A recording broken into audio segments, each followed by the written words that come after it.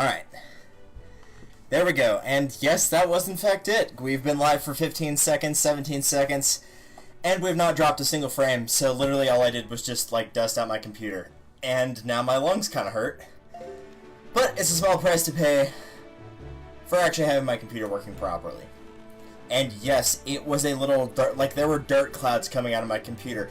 And again, it's only been 5 days since I last did that. And this might give you an idea of exactly how much I didn't want to run into that.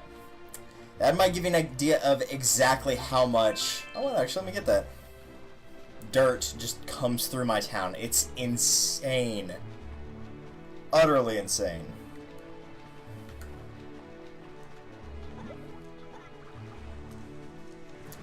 Okay. That aside, let's head to our actual destination, the Forsaken Fortress. On top of that, if you would like to get a treasure while you are here, treasure chart number 25, you can go ahead and open that now and you can pick it up here at the Forsaken Fortress. It will not automatically send you into a cutscene, so you don't have to worry about that, thankfully. You can just go right up there and get it. Right there.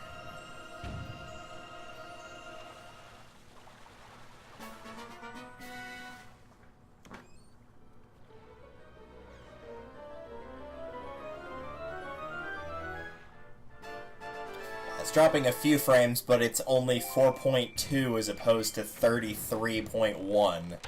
So I'd say that's a little better.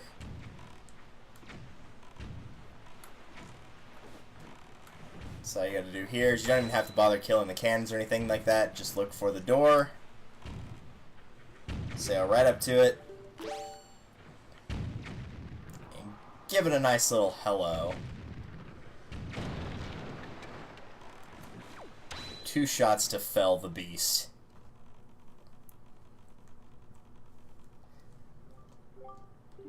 Alright, round 2 of this place, but this time not only do we have our sword, we have the Master Sword. We're not going to lose it this time. What's more, you'll notice that if you get into the light here, you don't get attacked. But the door is locked, and there's some stuff blocking the way. Well, to me, that sounds like we should have a boss fight. Meet the almighty Phantom Ganon. I don't know about you guys, but I'm ready for some ping pong. As soon as the camera will move over. As soon as the camera moves.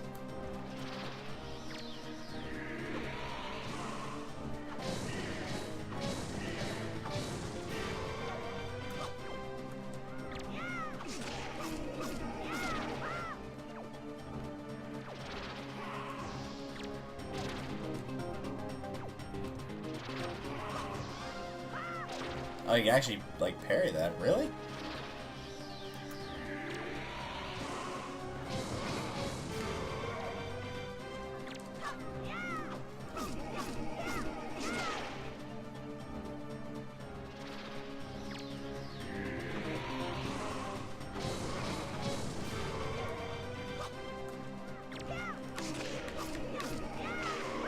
Get out of here.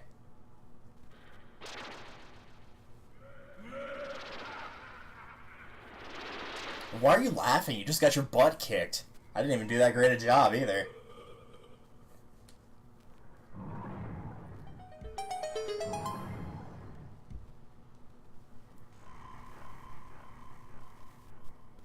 But what I do get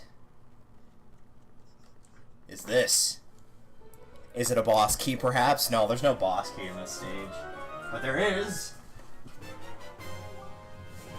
the almighty Skull Hammer. Very cool looking iteration of the hammer. I still think I like the Megaton one a bit more, but it works pretty much the same way that the Megaton hammer did. And yeah, you can use it as an attacking weapon, which is awesome. Which is always the purpose it should serve, because you can do stuff like this.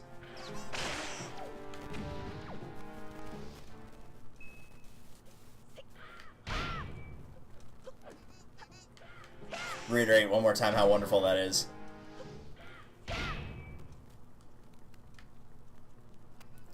Also, welcome to the stream.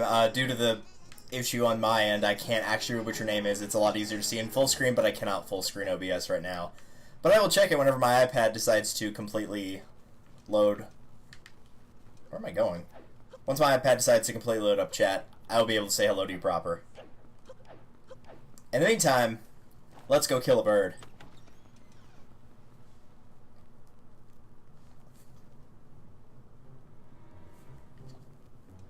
Well, hello there.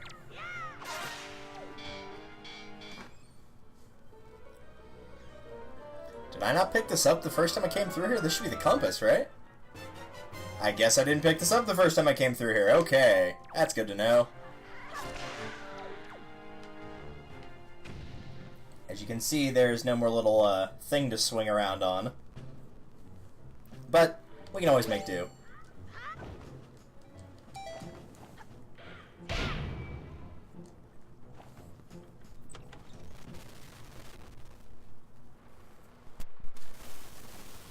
Come on, open up the chat, please. Open up the chat, Twitch. Thank you. Appreciate it. Please? There we go. Now I can read it proper.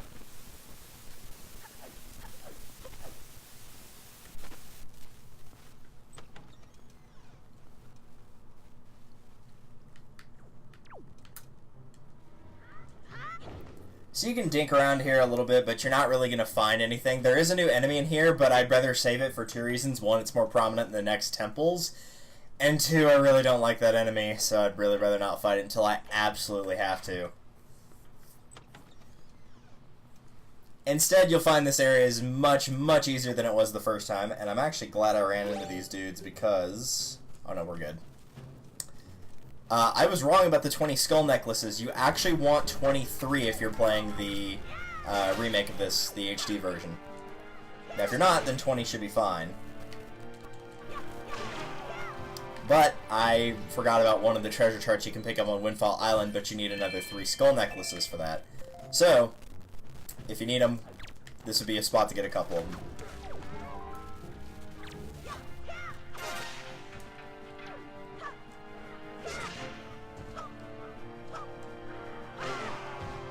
We might actually be able to get a view of the enemy in question down here. I'm not sure. He is in this room, I believe.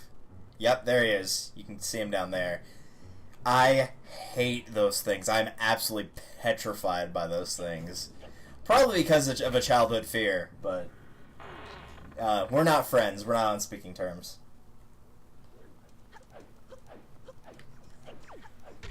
I'll just roll into that wall.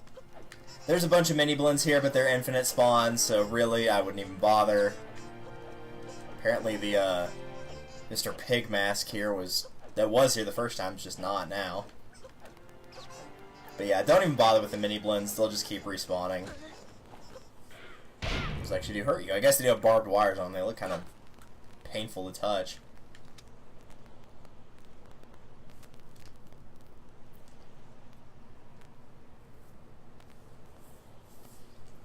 So the thing with the mini blends is they'll only appear, or only seem to appear whenever the spotlights hit you. But even while you're like sidling like this, they can't actually get you. Because they can't sidle. That cannon might be coming after me though. I'm gonna try to gas it through here. Yeah, I didn't think so. And there's no way I'm going to be... Well, I can get back up. I don't know if I can get across, though. That's the thing. Well, if he didn't fall down, he just got blew up, so that works. I don't ever remember you having to kill these things, though.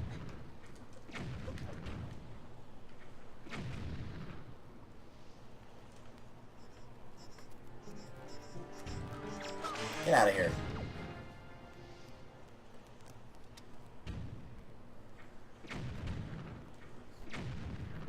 Just go a little bit faster here. Actually, there might be a grappling hook section here now. There totally is. That's a lot easier. Let's just do that. Glad I checked for that. And that may have been there initially, but since there was no... You didn't have a grappling hook at that point in time, there's, you know, nothing you could have really done. But we can skip that, so that's good.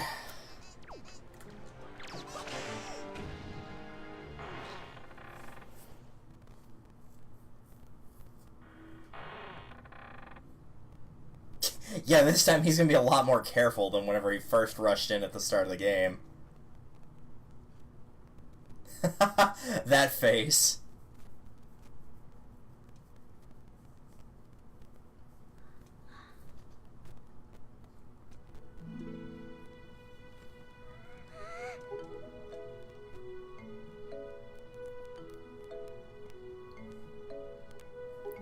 Yeah, I'm fine. What about you, though? I was worried. I hope they've been feeding you in here. It's been like 10 hours. What? Tetra, what are you and your monkeys doing here? Seriously, they look like monkeys in that shot. Just the way they hold their arms. Take them.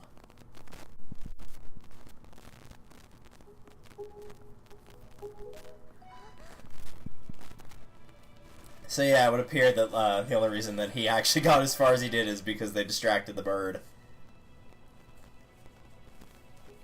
That sword. Where did you get that? I found it. How could it be?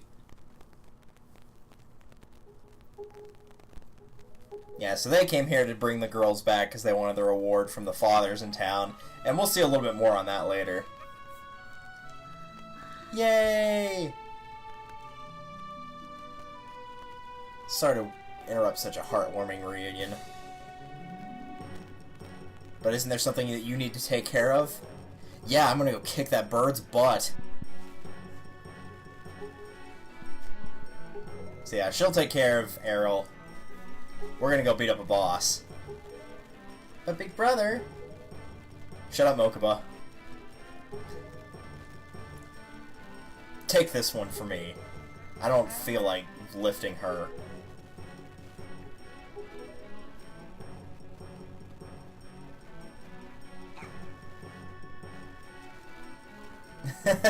And Link's just like, I'm sorry, I gotta do this. You know, adult stuff, as adult as it gets for a 10-year-old.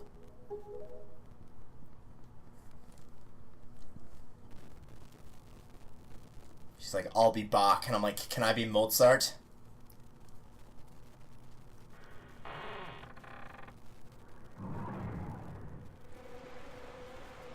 Wait, what? That ain't good.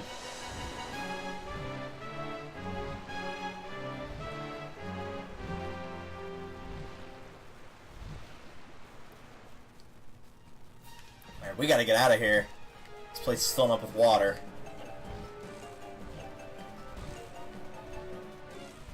So pretty much as long as you keep moving here, you'll be fine.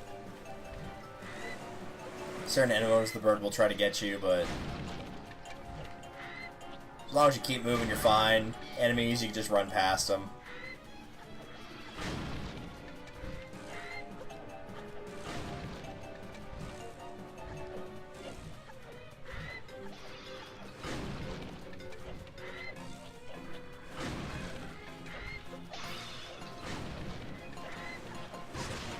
Oh no! What the heck? Okay.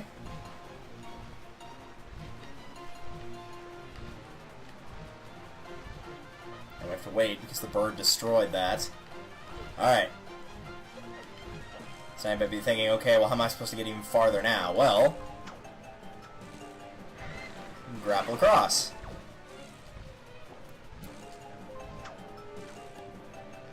And pretend that you're dying if you're in the other room. Even though he's supposed to be busy doing something else right now.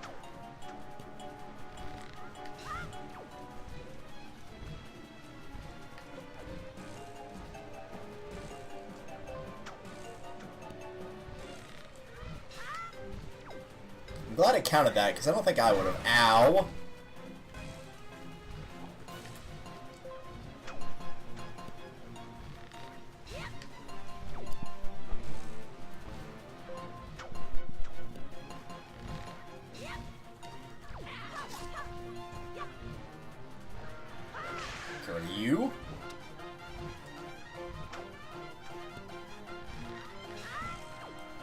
There we are.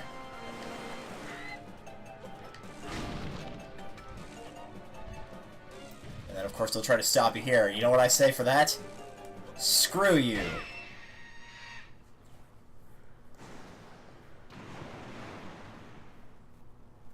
Enjoy the drink.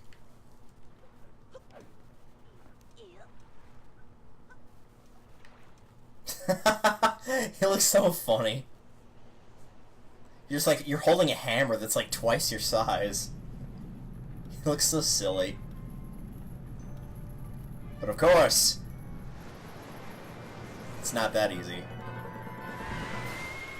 Yes, you are a bird, and birds have feathers. Thank you for reminding me. Can I get a roc's feather after I beat you? No, no such luck.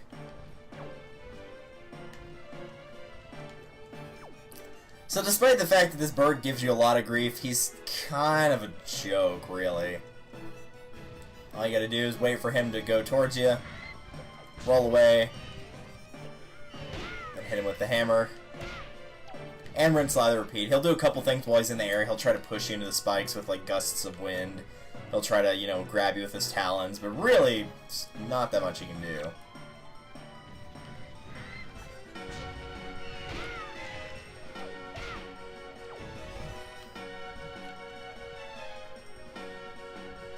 If I'm being honest, this might be the easiest fight in the game. He just hits the wall and falls. It's like when Link hits the wall and falls when you open the Tower of the Gods.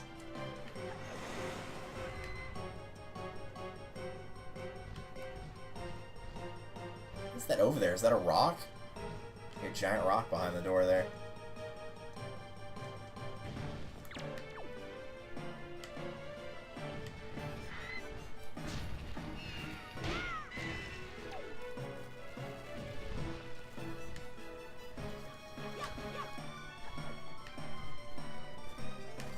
The only thing you really can't do here is you can't L-target when he's like super far away, but really that's not too big of an issue here.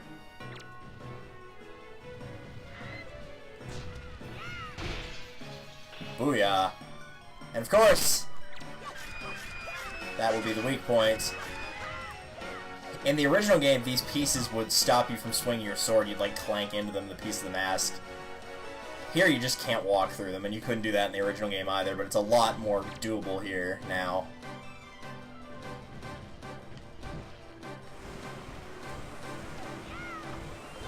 So as long as you keep rolling here, he won't get you anywhere close to the spikes.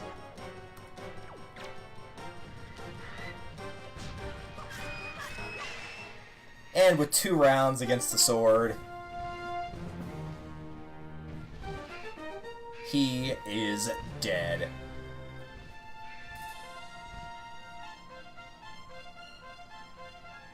I love that shot right there. Especially since it's so satisfying, since like the bird was really the one that felt like the main antagonist because he took your sister away. Or at least to Link he would. And now we've got a hard container. Your life energy has been increased by 1, plus your life gauge has been replenished. Well, thank you kindly, but I probably didn't need it for that fight.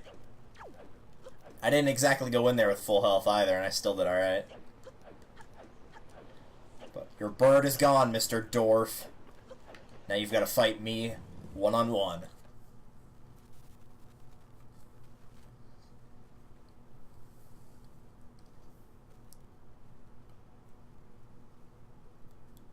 It's been a while, boy.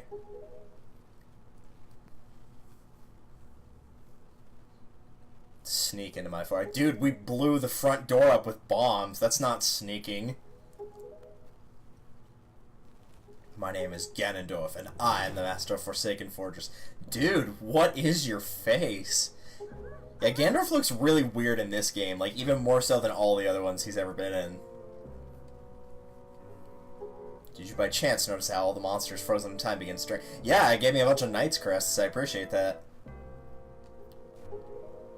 Well, that sword indeed is the blade of Evil's Bane. At the same time, it's long played another role. You see, it's also a sort of key. Most wretched little key that has kept the seal of me and my magic intact.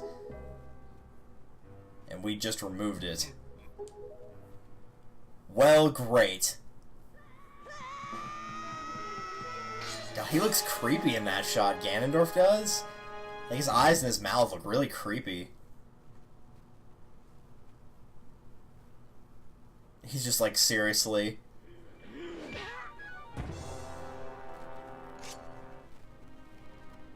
You cannot defeat me with a blade that does not sparkle with the power to repel evil. What you hold is useless. Go back to that world below and tell that to the pathetic fools who made that blade. Its power is gone and its edges are dull. Dude, my sword's not dull.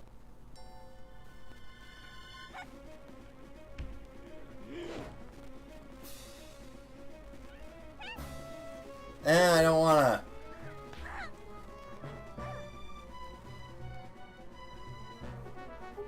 How'd you even get up here, by the way? You pathetic little sea rat.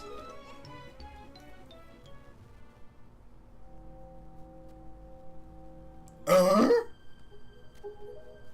Triforce of Power is just you. Don't tell me about that.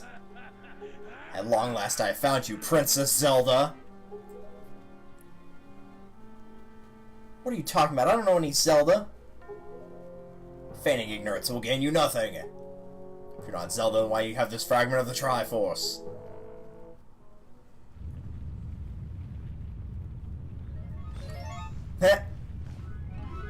He just looks back to his hand and there's nothing there.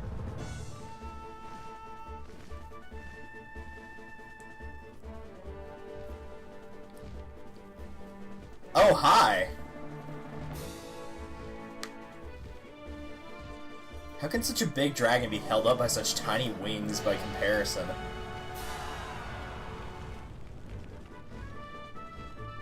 Well, sucks to be you.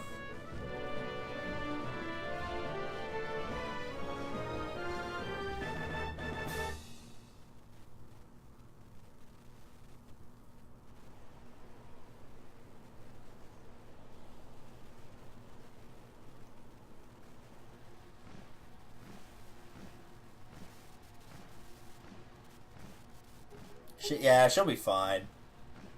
Hey, Kamali, looks like you actually have wings now. Lord Vlu, you arrived not a moment too soon. We are deeply grateful. Still, it's too soon for us to relax. Ganon cannot be destroyed by such simple means as wrath and fire. You never know till you try.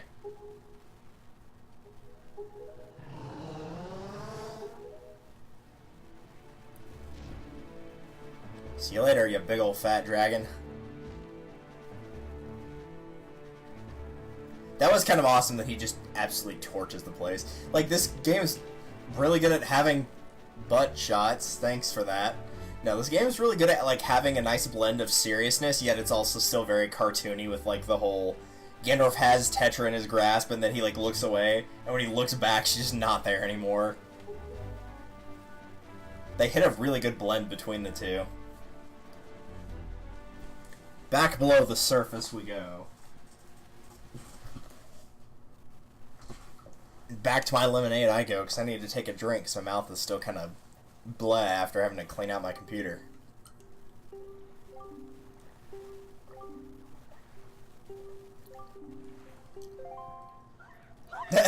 Although he's just chilling in the boat like, yo, what's up? This is my crib. What are you doing? You must come down to the room where you got the Master Sword. Who's using that stone? Just who are you? I mean, well, the King of Red Lions has been using it a fair bit. Your name is Tetra, correct? You must come with Delta to see me at once. Well, don't you sound important? Fine, run away. Just hold your horses, whoever you are. Alright, let's get going. For whatever reason, it has you facing the wrong direction. That's kind of dumb.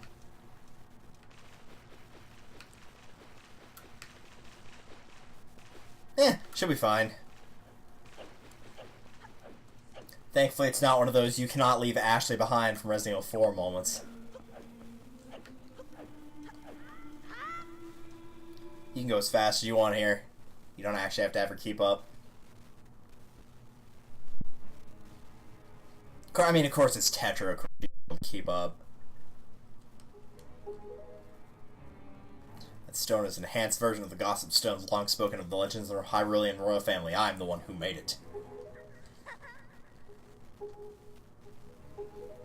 Neither of you heard the tales of the kingdom spoken of the legend of the great hero, the place where the power of the gods lies hidden.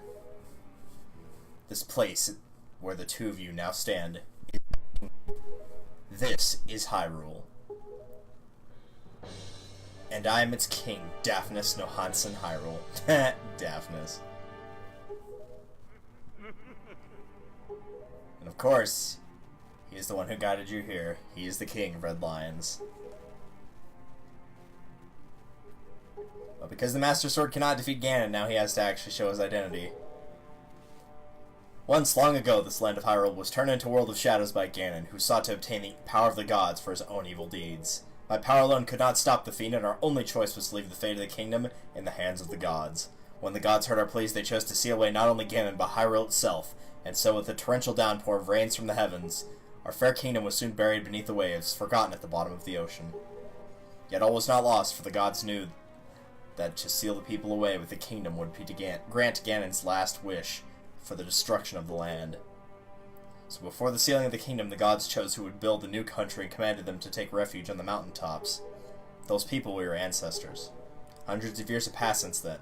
As long as Ganondorf was not revived, Hyrule would remain below, never waking from its slumber.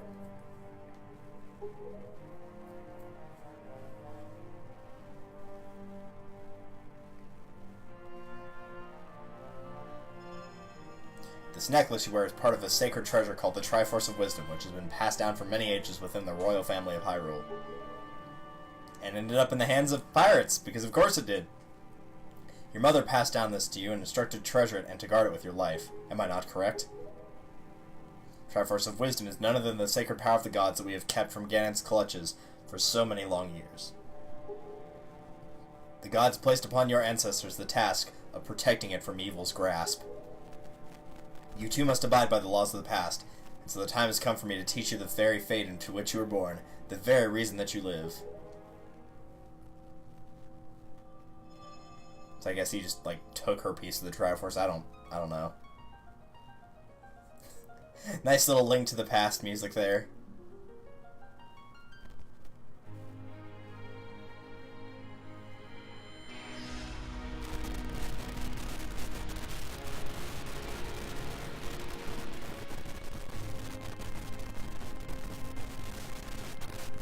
And because it has to be said,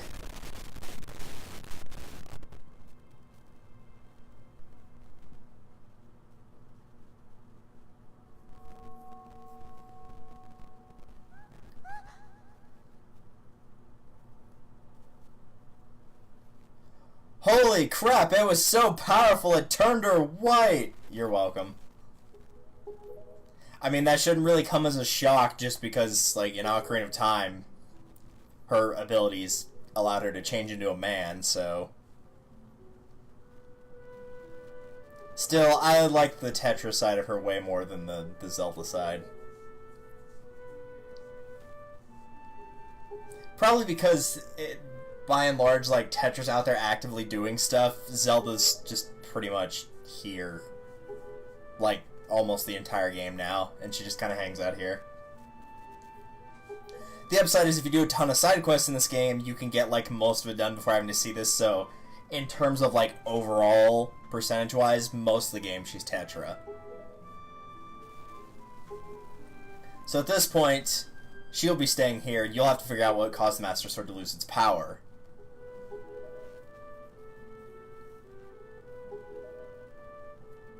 Zelda, you're stuck here. It's your turn to clean the toilet, like Apollo does in the Phoenix Wright series. It's your turn. And he'll just disappear. We must go. Whatever you say, Santa Claus. Seriously, you replaced, like, the blue shirt he's got on with, like, red and white. He would look like, exactly like Santa Claus with a crown on.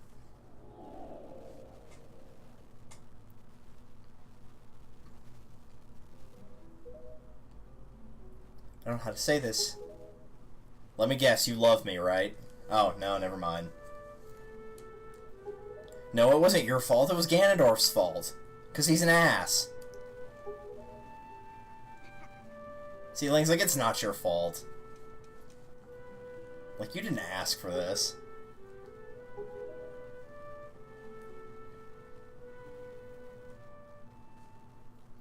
But in the meantime, have fun with your new dress. You get to enjoy being all nice and dolled up, stuck under here for as long as the game permits. In the meantime, I get to go save the world. I don't know what they're planning on telling the rest of the pirate crew, but, you know, it's probably fine. The fact the Master Sword lost his power to repel evil suggests to me that something has happened to the sages who infused the blade with the god's power. The sages should be here in Hyrule, in the Wind Temple to the north and the Eastern Temple to the south, praying to the gods. You must head for these two temples to see what has happened to the sages, and attempt to find a way to recover the power to repel evil. Fortunately, Ganon seems to have erected some sort of magical barrier down here in Hyrule, blocking our path to the temples. But each temple should have another entrance upon Hyrule's mountaintops, which are now islands above the sea. As always, I shall mark these on your sea chart. If we stare much longer, we shall draw the enemy's attention to Princess Zelda's whereabouts and must return to the surface immediately. The fast sail. Now you gotta cruise. Let's get out of here.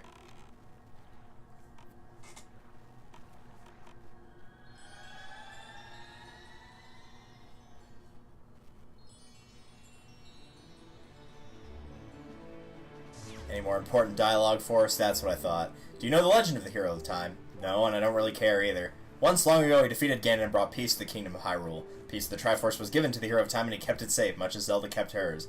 That sacred peace is known as the Triforce of Courage. When the hero of time was called to embark on another journey called Majora's Mask and left the land of Hyrule to go to Termina, he was separated from the elements that made him a hero. Screw you! That game was better than Ocarina of Time.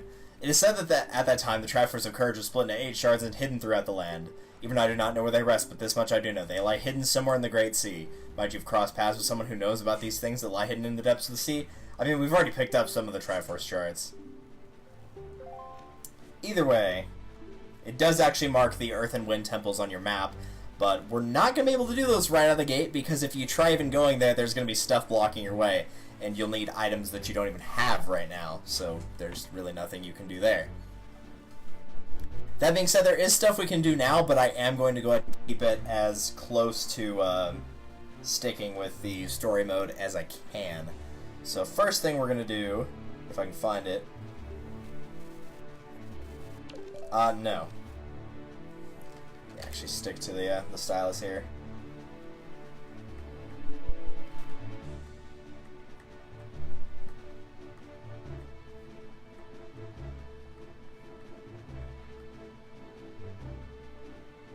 I'm just having to hunt for it on the map here.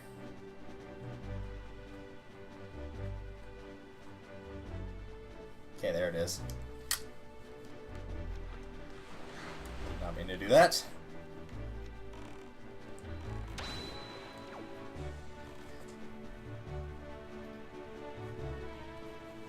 We're going to start with two things that are side quests, but they are actually very important to pick these up in particular. Some of the other stuff is just kind of junk that you really don't need. I would recommend getting at least one of these, if not both. Particularly for the temples, because you're going to be using a lot of these. And up until recently, you're not able to pick these up, because you need the hammer for it.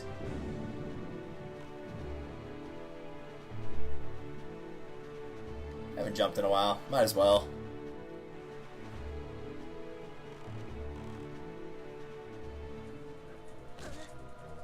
Jeez, that did a whole heart of damage just from bumping into him? I guess we are going like 50 miles an hour here. Instead of like the generic speed that it has you go at.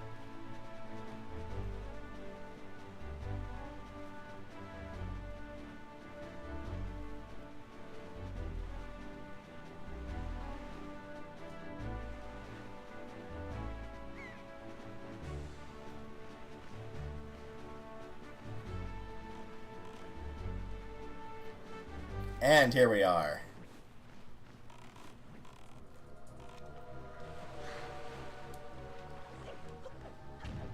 Hi, there's something in the mailbox. Good evening. We have one letter. Here's your letter.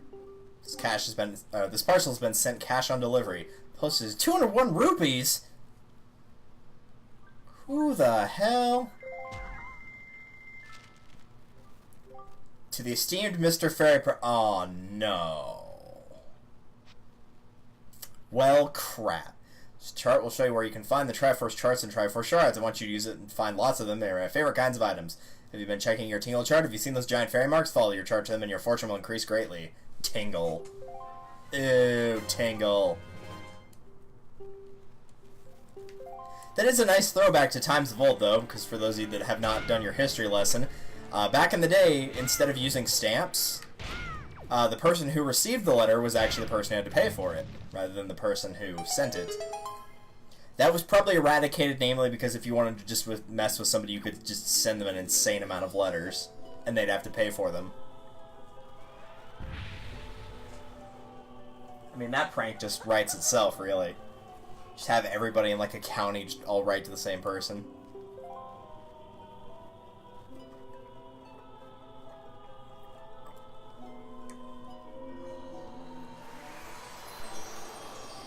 But that incredible chart should come up any time after you've completed Forsaken Fortress and viewed all that cutscene.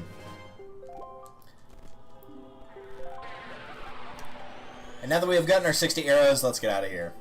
I could pick up a fairy in a bottle, but I'm not going to. Again, and this will get very annoying for anybody watching the playlist on YouTube later on down the line.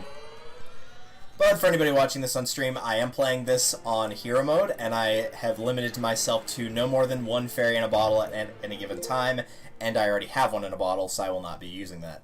But hero mode means that enemies will do more damage, and that I cannot find like hearts in pots or rocks or anything like that. The only place I can find them is by like using a potion, a fairy, or something like that, or getting a piece of heart or heart container. Now I'm just marking stuff off the list, because there's not as much as there was side questing wise as the last two episodes where we had 2 full pages, thankfully. So now, take one more look at the map here.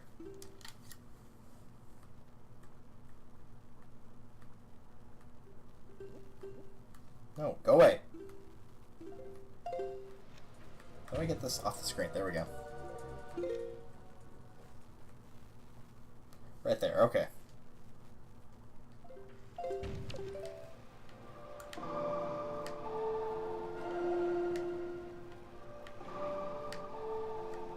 I was way too busy paying attention to the map to actually teleport correctly there. This is gonna be as close as we can get. Now that we got the 60 arrows, let's go get the other one that will vault us to 99. Which is probably way too many, but I already got the 99 bombs, so we might as well grab the arrows just in case. And you'll find yourself going through arrows a lot faster than you will bombs anyway.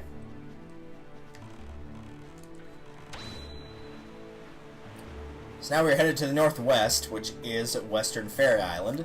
This is another one you can only get through with the Skull Hammer. I'd mentioned this a couple times. Sorry, just checking something for something else later.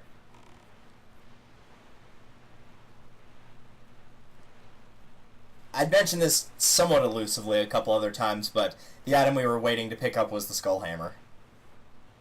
And really, it's not used for much in like in the Great Sea. I mean, it's used in dungeons here and there, but outside of that, it's typically only used to pick up these 2 things. It's not used that much in that many other places. Again, a couple, but not many. Which is a shame, because it's a really cool item, but doesn't really get its utility here. But it didn't really get that much utility outside of the Fire Temple and Ocarina of Time either, so.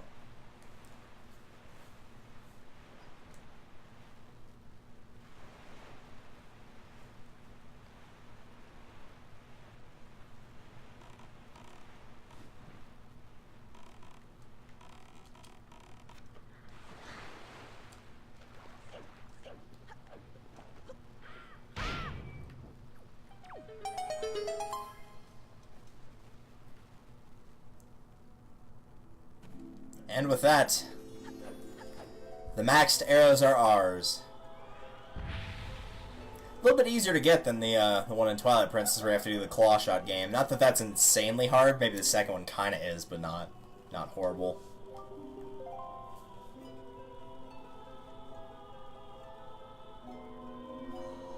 Because really, as soon as you finish Tower of the Gods and get the arrows, if you're just going straight through the story and not doing any of the side quest stuff, it wouldn't take that long to end up to where you can get these.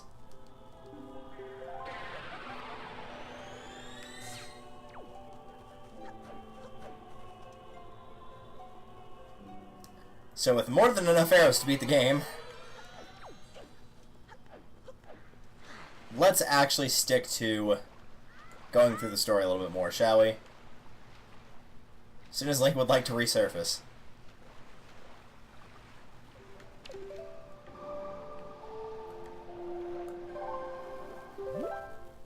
To the Mother and Child Isles. I went here by accident at one point, but this is the point where you actually do need to go here. Unless it actually forces you to go somewhere else first and, like, see that you can't get into the temples, but I'm hoping that's not the case. Because that would kind of suck if it was. No, I think we can just go straight here. Because if you try going to either of the temples, the Earth or the Wind Temple, you're going to find that they're both blocked. And you can't get in there without certain items. And the items you're looking for are on islands that you can't even get onto without either of these items that she's going to give you. Hello, creepy girl. She looks kind of like Fee from Skyward Sword. Tee-hee-hee, greetings, child. Seems the door to your fate has already swung open, has it not? I'm the queen of the fairy world. What is the matter? Does that not surprise you, child? I like you. You're creepy. And so I should give you new power to the bow that you wield.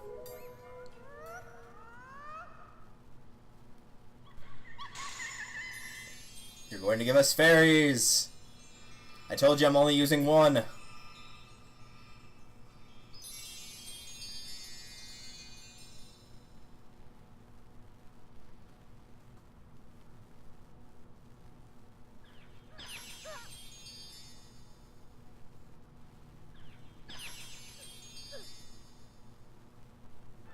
The powers of fire and ice have been added to your arrows. When you take out your bow, use the R to change our heads, and then fire away.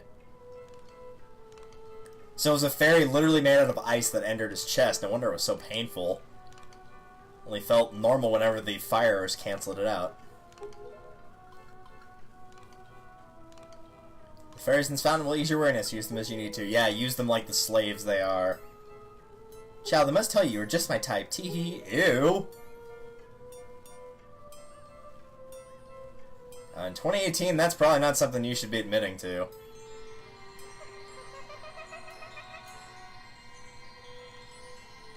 But thanks for the fire and ice arrows, I suppose. So now that we pick that up, just go ahead and block that out.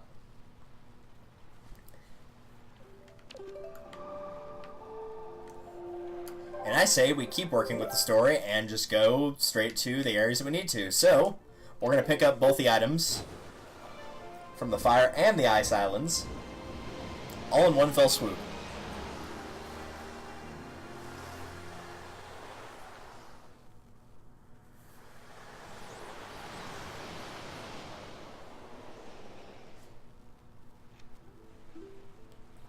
So let's go ahead and start with Fire Mountain, since I warped to Dragon Roost. Go south one square, and it will be right there. No rhyming intended.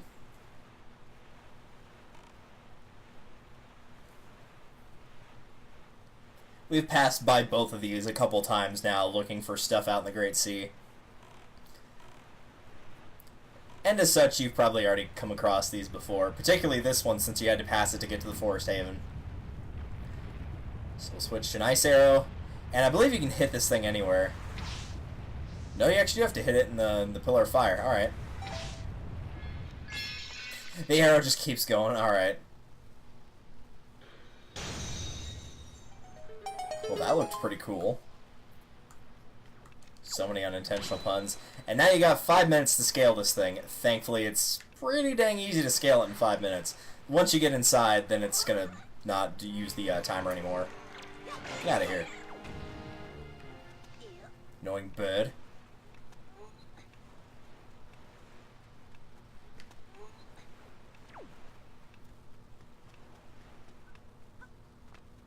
So really just pick whatever pathway you want. There's not a wrong pathway per se, at least I don't think there is. Although I could be wrong about that.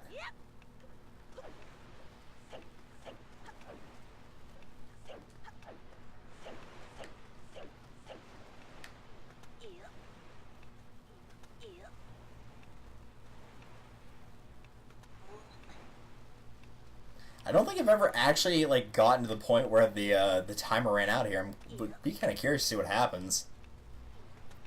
I would assume it would just, like, start the fire or ice back up and you just immediately get knocked back, or it would, like, you know, fade to black and then just cut to you being outside of the island.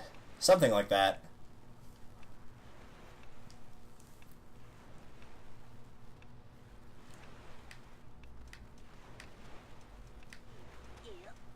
Either way, we still made it with plenty of time to spare.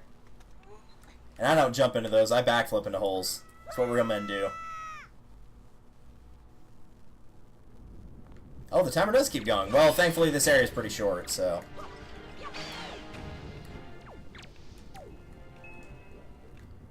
Alright, if you're gonna leave me alone, which I don't think you will, but... Yeah, I didn't think so. Figured these bats would probably come after me, but oh well.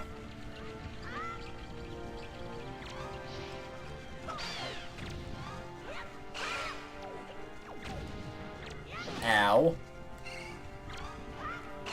I think the only things you have to kill are these. Yep. Just those two little fire things, and as usual, you just parry them. Easy enough.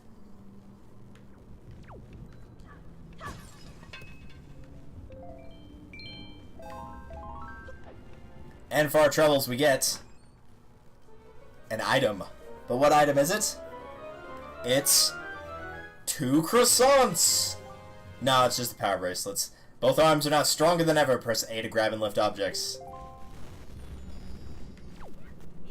Ah, the almighty power croissant. The reason I call it a croissant is it actually used to look like a croissant in the older games.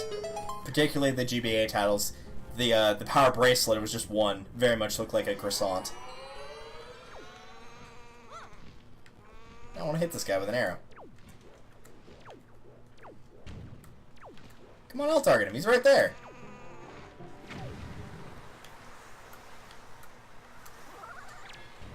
Hee hee hee. Bye.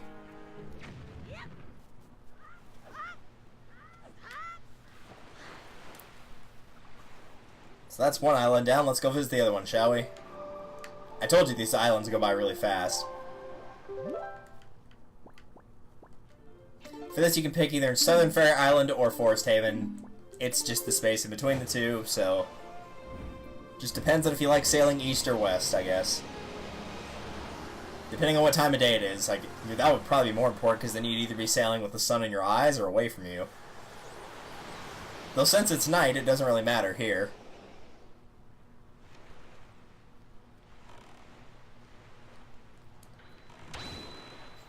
Though it looks like the sun will be rising soon, so we'll try to get you there quickly, Link, before the sun gets in your eyes.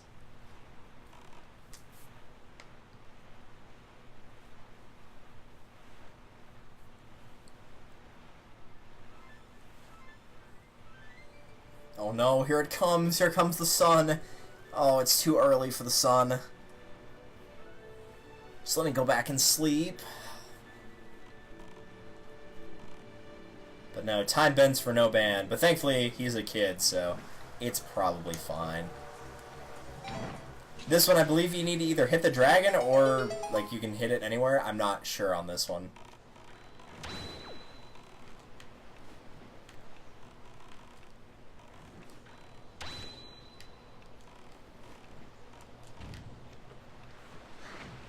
And when you get here, you do want to make sure you grab this. Because...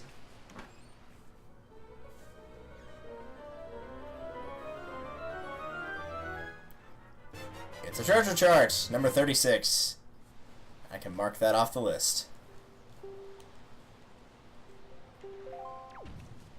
Unfortunately, the ice one's a bit harder to navigate, and it is longer as well. But it also, on top of all that, has ice physics, so that's a thing that exists. That people are very glad exists. He lied.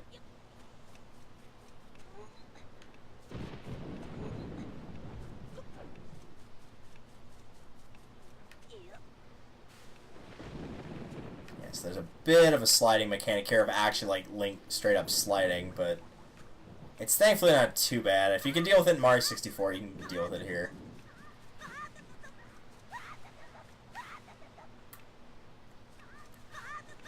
You're just going to be hearing a lot of this.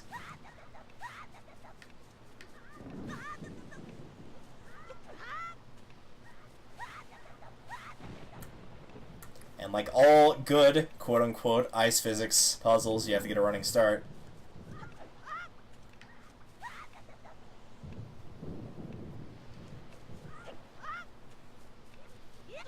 And thank goodness, we are now standing on something that is not made of ice. At least not anymore, it's not.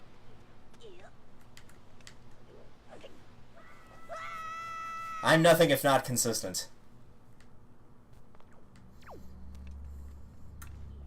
Alright, how do you feel about slides? How do you feel about bats? Hopefully very strongly, because there are bats here.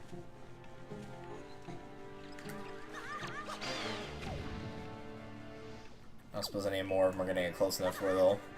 Nope. No, you're just going to run away? Alright.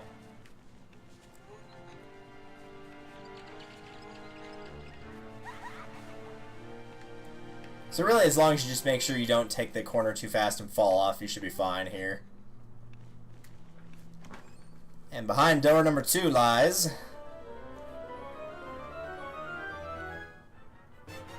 the iron boots. These boots are so heavy you can hardly walk, but the wind can't blow you around when you wear them. Any Ocarina of Time fans are not very happy to see that item make a return. But I assure you they're not as bad in this game as they once were, thankfully. Mainly because they're used as an item, so you can just equip them and unequip them without going through the menu. Also, since the timer stops when you pick up the iron boots, or the power bracelet in the other case. And also, they're magically unequipped here, for whatever reason. If you want to take the time to earn a little bit of money...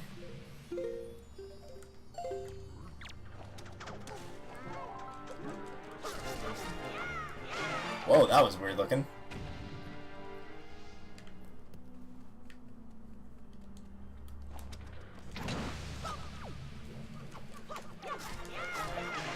You hop down this hole and kill a bunch of enemies.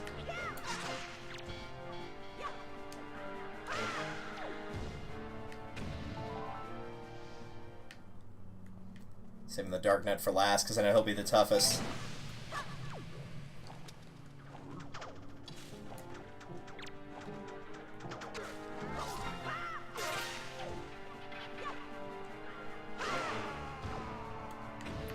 Alright, I'll bite. What's behind the pot? Some rupees, alright.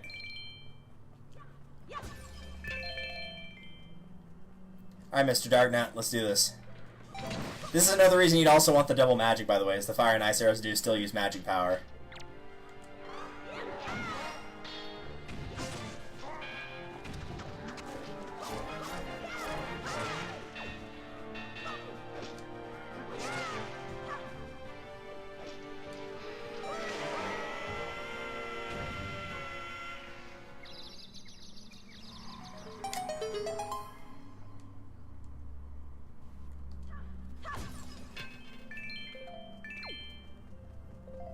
Something for some magic, but oh well. And in doing that, you give it 100 rupees. It's a nice little quick practice to get some enemy grinding in, maybe pick up some collectibles if you need it. I'm assuming that probably would have been hard had I not been in hero mode, but I don't know. But it'll vault you back out here either way.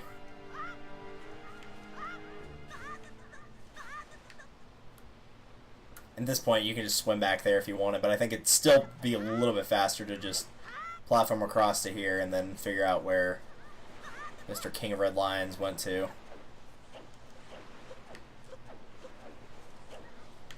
No rupee left behind. I'll be nice. I'll save this rupee from its horrible fate of being stuck on this frozen island forever. Instead, I can stay nice and warm in my pockets.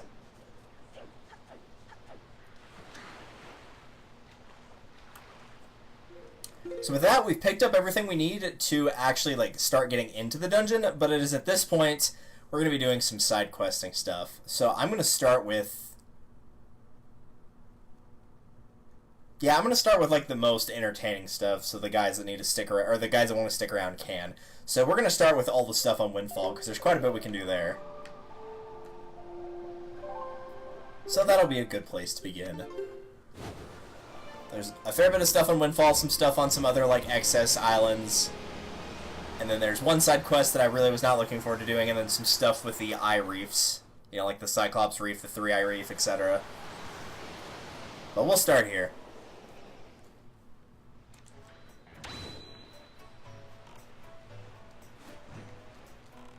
Ah, it's good to be at my home away from home away from home. I still feel like this would be more Link's home than the private oasis would be. How you been, big brother? I'm here on the pirate ship writing this letter. Isn't that neat? First I was really scared, but they're all actually nice. For pirates, I mean. Mr. Gonzo's a really big guy, but ever since Miss Tetra left, he's been crying like a baby. It's kind of funny, but sort of sad, too. No, just a little strange, but nice, too. As for Senza, his beard makes him look pretty mean, but he tells really cool stories when he gets in the right mood. Suko's kind of weird, and Mako's pretty quiet. Mako immediately gets mad whenever I try to take his glasses, so I do that a lot. Hee hee. As usual, Nico's always fooling around. He won't take anything serious. Actually, he seems sad not to have you around anymore. Were you guys good friends? No, not really. I helped him out with other chores, and they actually paid me a little for it, so I'm sending the money to you. Please use it, big brother. I'll lend you my telescope for a little longer, but you have to return to me eventually, okay? I'm doing just fine here, so don't you worry. I'll take care of myself, so you be sure to take care of yourself. Good luck, Errol. Aww. What a nice girl, unlike Mr. Tingle that made me pay 200 rupees. Not only did she not make me pay for the postage, she in fact sent me money for her doing her chores. Well, not her chores, but you know what I mean. So you might notice, this is not the same old man pedophile from before.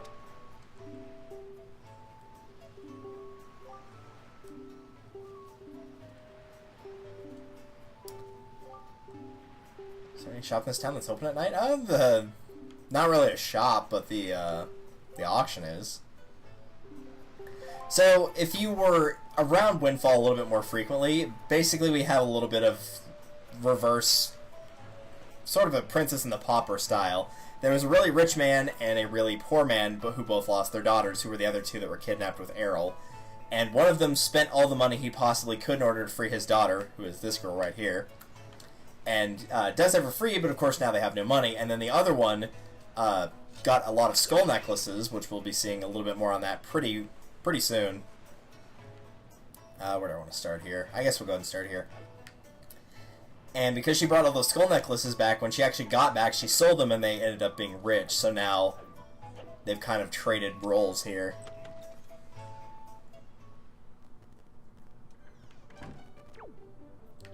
Hello, old man pedophile. You there, halt! Oh, you're just some wretched street urchin. I thought you were the postman. Be thankful, because if you were the postman, I would have shooed you out of here before you could say boo. But say, you look rather familiar for a street urchin. Have we perhaps met before someplace? Yeah, unfortunately, you were begging me to save your daughter, and then I did, and now you went from old man pedophile to old man crabapple. But you like these. Eh? Isn't that one of the skull necklaces that my daughter Maggie brought back from the Forsaken Fortress? These sell quite well at antique shops. In fact, it was thanks to these beauties that I became so filthy rich overnight. And from looks at it, I'd say you have about 20 of these, don't you? Actually, I've got 33, but, you know, it's fine. These aren't easy to come by either. Frankly, I'm amazed you found so many. I'll be bathing in money yet again. The money bath, the only bath that gets you filthy. Filthy rich. Alright, boy, I'm giving you this as a tip. No, I'm not thanking you or anything. I'm just feeling good today. And he gives you a treasure chart. Treasure chart number 2. That is for a piece of heart, so if you're going for those, I'd recommend picking that up.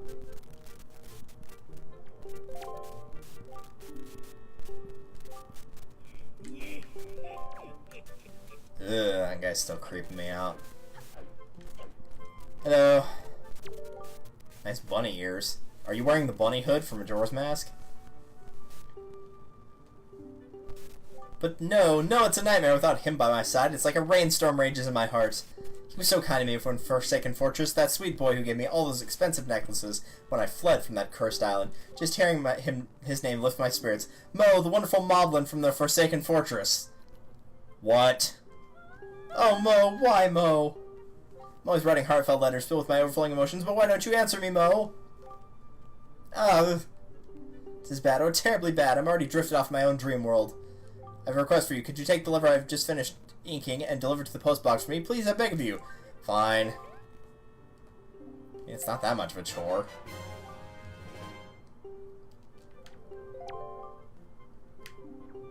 Right, I won't read it. I don't think I even want to know what's in there, to be honest with you. Ugh.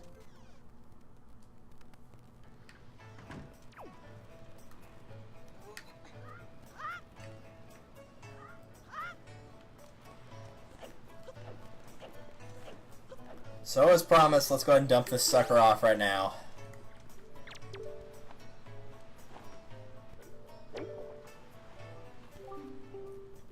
Postbox is near Dragon Roost Island. Post is only 5 rupees. Do you wish to send us out? Yeah, that's a lot more bearable than 201.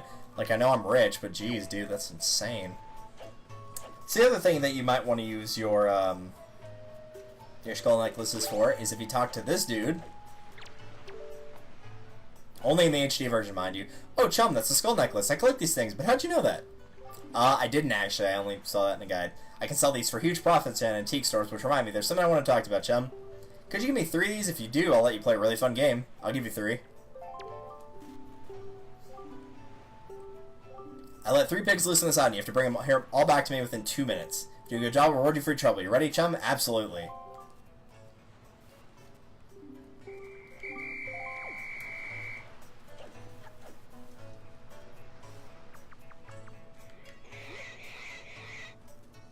Alright, here's one. 148 left. Yeah, that didn't really take very long. I'll grab that second one later. I want to go ahead and show where the third one is. He's over here, and this one's a little bit harder to catch, because if you'll recall, he had one pig that was especially angry, and that's this one. It's a lot harder to catch as a result.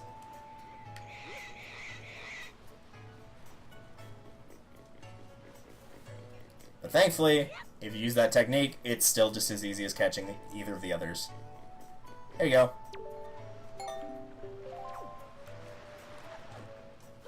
They give you plenty of time for this, really.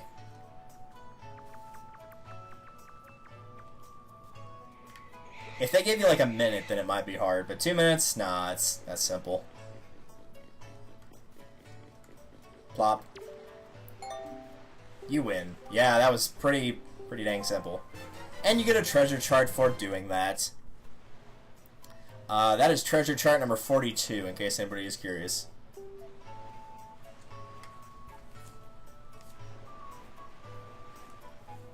That's true. It is entirely possible I killed that moblin. You can't play in the original. You might be able to. I think you get like 50 rupees for it. I remember reading like something about that, but it's not a treasure chart. This is only available in the HD remake. But still, cripes, how can my little piggies lose like that? They must be out of shape. Time for an exercise regimen. Things won't go so easy for you next time. Sure hope not. That was a little pathetic, but oh well. In the meantime, all the stuff we need to do here, it can only be done after we've changed it to night. Namely, because we're going to have to wait on that letter. And the other 2 things can only be done at night. So onward we go. I suppose it like comes back here at night. No, I didn't think so. It's probably gonna be the next morning. Alright, so the first thing we're going to do is enter town from the other side here.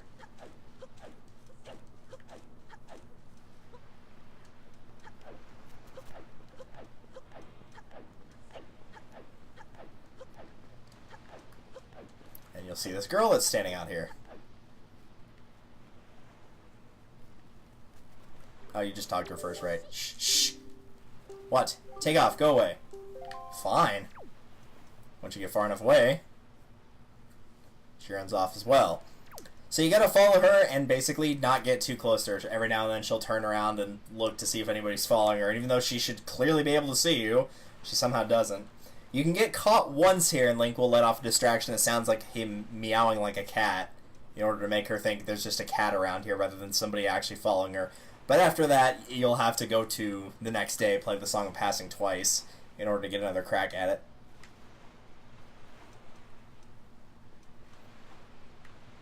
Really, there's only one segment that might trip you up here, and it's even then, if you know it's coming, it's not that hard.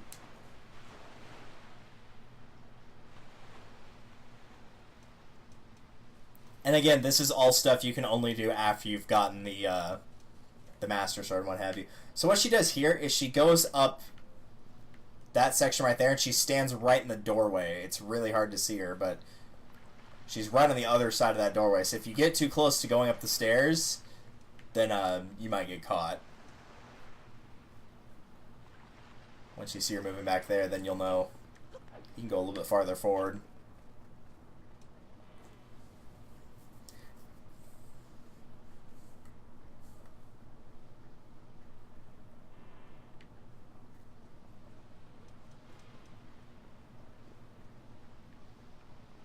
That's just going behind the shop.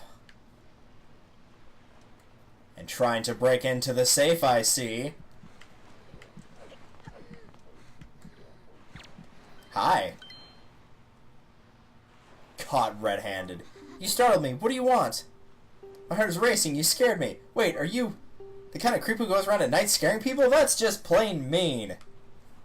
Just who do you think you are, anyway? An ally of justice.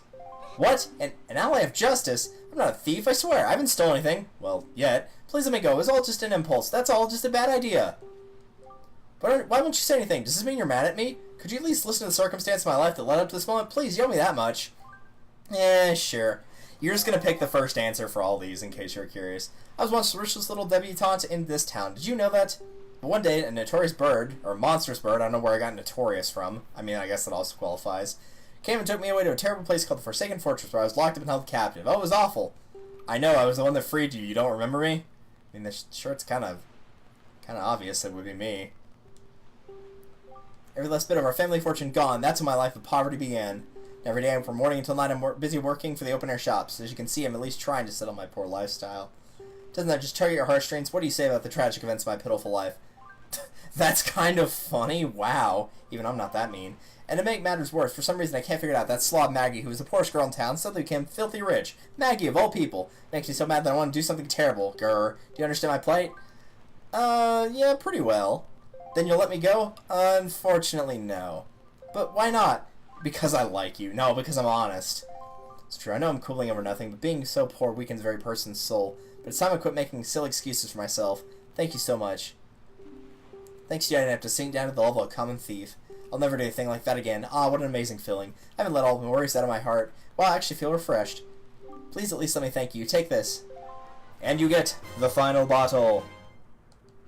All hail the bottle. Don't look at me like that. I didn't steal it. It washed up on the shore, so I picked it up. Don't tease me like that. It's a tiny bottle made of crystal clear glass. It's so beautiful. I wish my soul could be that beautiful. Oh, what am I saying? When you live in poverty, you can say the cheesiest things without blinking an eye. So, I guess I should go soon. My father will start worrying. Goodbye, little ally of justice. Good luck to you. Bye. Thanks for tonight. See you later. Thanks for the bottle. I genuinely appreciate that. Mark that one off the list.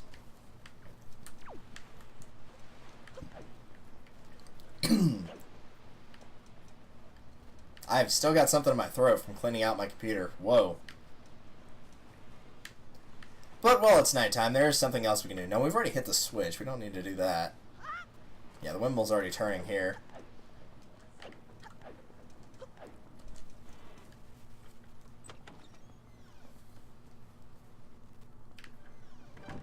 Also, I did look into the matter, I think I talked about it in the last episode, but in case I've forgotten, I did look into the matter of, like, the whole Pick-to-Box side quests. You actually don't do that in the HD remake. That leads up to you getting the colorgraph Pick-to-Box. I thought it led up to a treasure chart or piece of heart, but apparently it doesn't lead to either. Also, I have no idea what this little section is for here. It looks like they meant to put a door in or something and just never did. Not sure what it was for.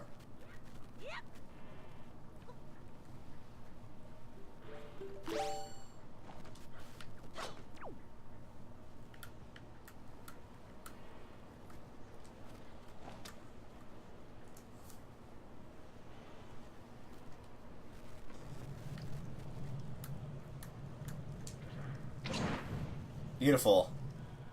And with that, the lighthouse is returned.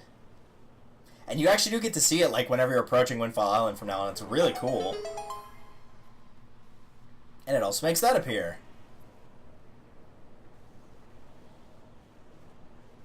Oh, there's actually something written up there. I kind of want to go and see what it is now.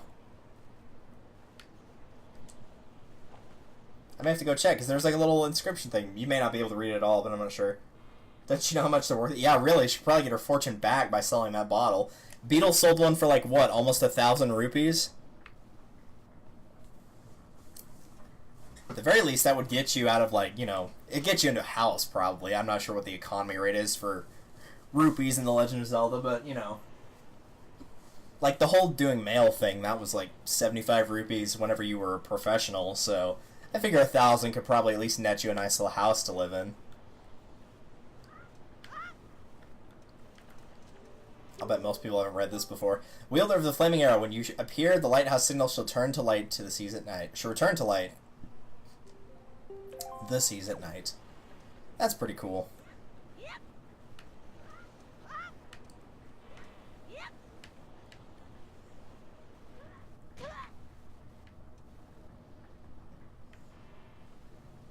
And it appears I might have fallen too far.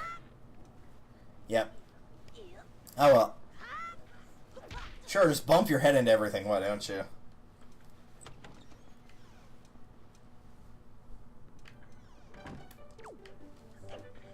Dude, I was joking. Stop doing that.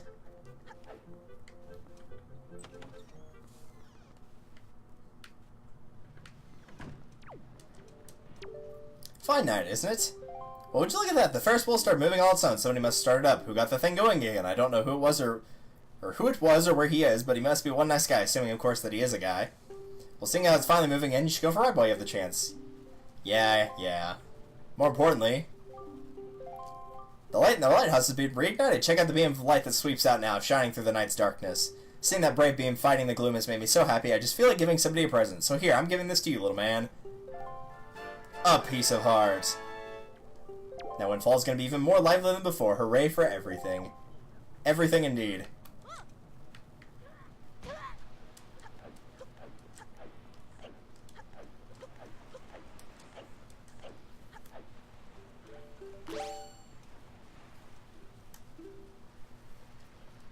And now, in order to get to this treasure chest, let's see.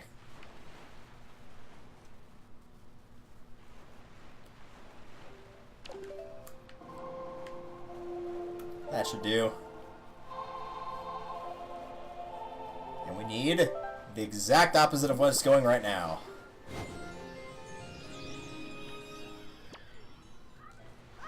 If I remember, you have to... Oh, no, they actually give you a fair bit of leniency on this. I was going to say they weren't very lenient on it, but I guess they are? Maybe I'm just not remembering that well. I remember that jumping a lot harder to make, even with the wind at your back. But you get another piece of heart, which is heart container number 16. Very, very nice.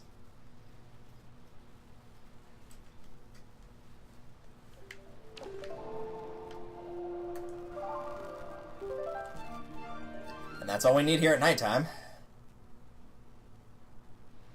You can only get that chest at night, by the way. During the daytime, it is gone. So make sure once you actually do that, you go and grab it immediately.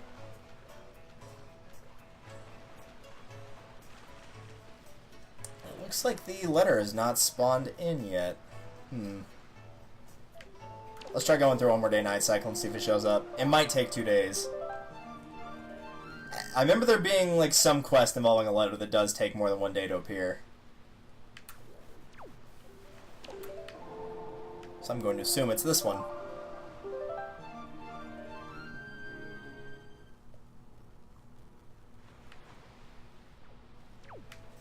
No?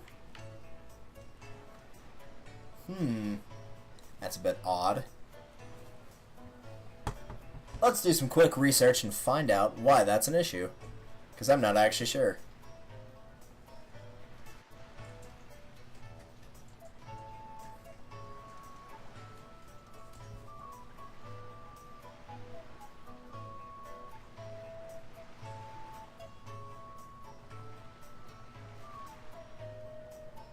Ah, that's why. Okay. I've got it now. If you were typing it in the comments, you can feel free to stop. I see the step that I skipped. The letter has already been picked up, and an attempt to deliver it was being made. However, if you go back into their house,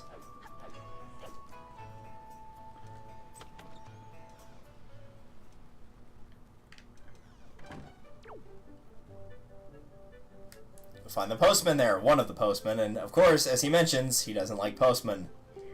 Silence! I'm telling you, we don't allow postmen here. Be gone, be gone. Don't be ridiculous. Went through great trials and tribulations, yeah, like Phoenix Wright did, to go through all the way to the Forsaken Fortress and return with Mo's letter. Silence! Be gone, be gone! Then please, be reasonable. Can't you at least sign for the letter? Dude, he's not listening. Just acknowledge I was here. Foolish man, now you've made me angry. I cannot look at you in the face any longer. I fear I must go somewhere to cool my feathers. I don't blame you. He seems kind of like a jackass. They'll never reach her on my watch. Well, yeah, they will on mine.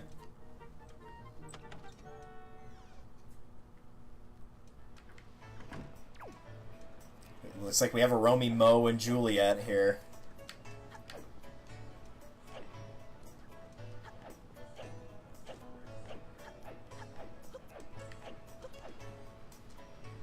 So he goes to the cafe to cool off. So let's see if we can't do his job for him, since apparently, couldn't really do anything. Sorry you had to witness me fly off the handle like that over Maggie's house. I'm most embarrassed. That man just... never mind. Tell you the truth, though. Yeah, it's a bit of a pain. If I don't deliver this letter, then I'm a failure at the delivery trade. But, other deliveries waiting to be made. I cannot mope here forever. Actually, though. Of course I can. Yeah, the Moblins letter. This letter has a sort of sting to it. Ew. It's probably toilet paper. He's probably wiping with it.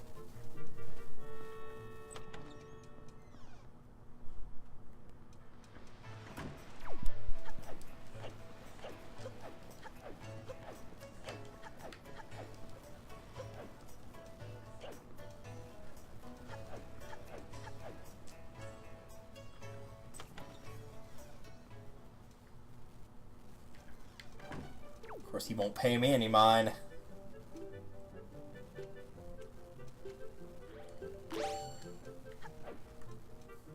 Hello.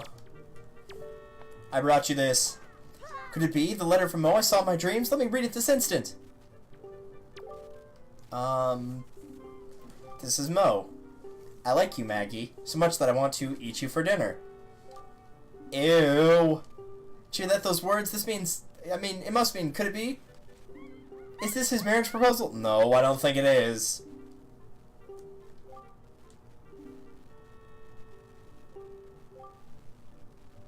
And she gives you another piece of art.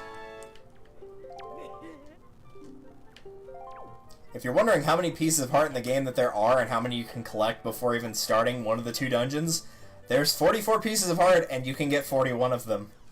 So, almost all of them. So with that, we are done with everything on Windfall Island that we need to take care of.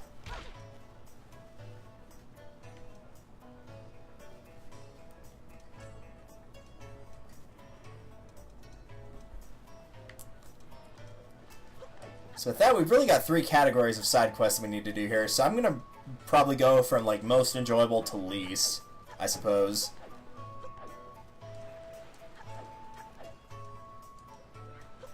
So really, we'll just start with kind of the ones where you just meander around and whatnot.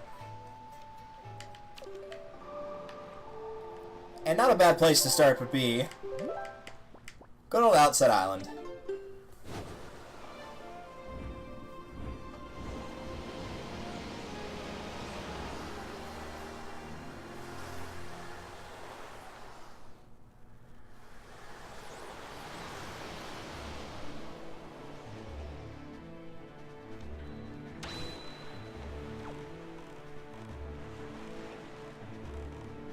Not only can we do something here, we could probably go tell Grandma that, you know, Errol's at least safe.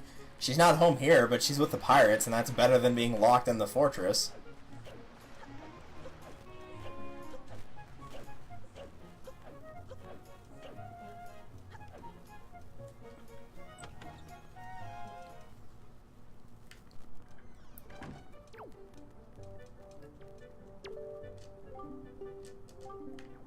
Nah, she just says the same thing. That's kind of disappointing. I was hoping she'd say something like, oh, you managed to save Errol, you wonderful sweet child, you. But I guess not. Oh well. So, if at the very, very, very start of the game, you did the whole... Yeah, it's frightening, so frightening. Sure it is. If you did the quest in taking care of the 3 pigs and bringing them to the woman that was here for 20 rupees each at the very start of the game... Do you remember the day you first got the Sonicare, brought him over here? Just look at the thing. He's getting a lot bigger than the last time you saw him, and he's not just bigger, he's a lot heavier, too. So anyway, you can pick him up and take him for a walk for me? I really appreciate it. My back's just killing me. I mean, I can see why. This thing is huge. So, you are not able to carry this thing unless you have the power bracelets. The cool part is, though, you can totally still do some animal abuse and just huck him off a cliff. And the reason for that is the place that we're taking him is pretty far away, so you would rather just, you know, save as much time as possible.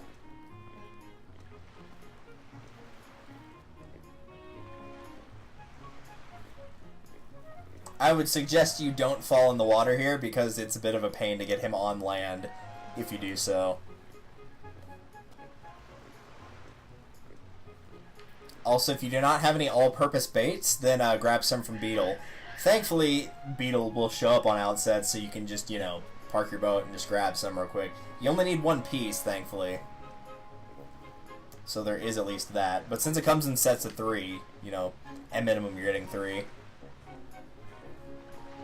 That being said, let's go ahead and put that there.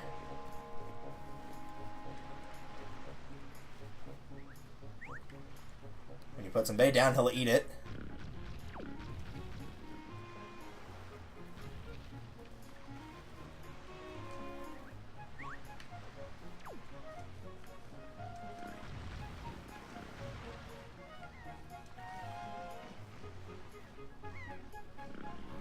He'll dig into the ground and find you a piece of heart.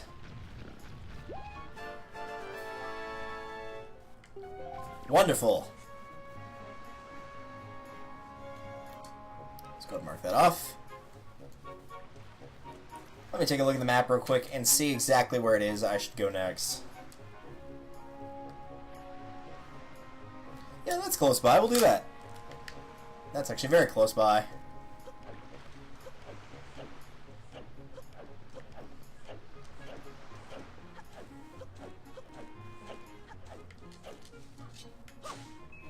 I was hoping for some magic, but oh well.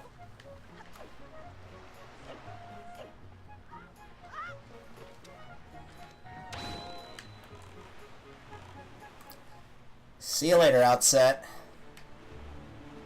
Now we're headed northeast to Shark Island. Fight the pig.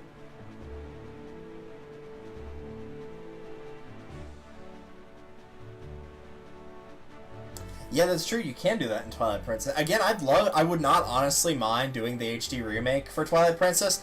The problem is it's still $60. This game's HD remake is now only $20. So, and like, don't get me wrong, I know there's like probably a lot more content to Twilight Princess than there is this game, but I'd still rather wait until it dropped down to like 40. Like, I'd be okay with paying 40. 60, that I wouldn't say there's, you know, I wouldn't say this game only has a third of the content that Twilight Princess does. Twilight Princess is more, but not that much more. So welcome to Shark Island. We've only seen this place in passing and picking up the thing. However, now that we have the hammer, I almost said Megaton hammer,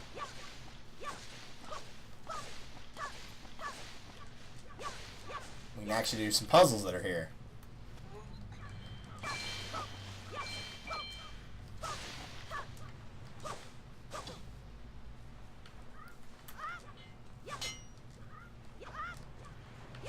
So we got those out of the way.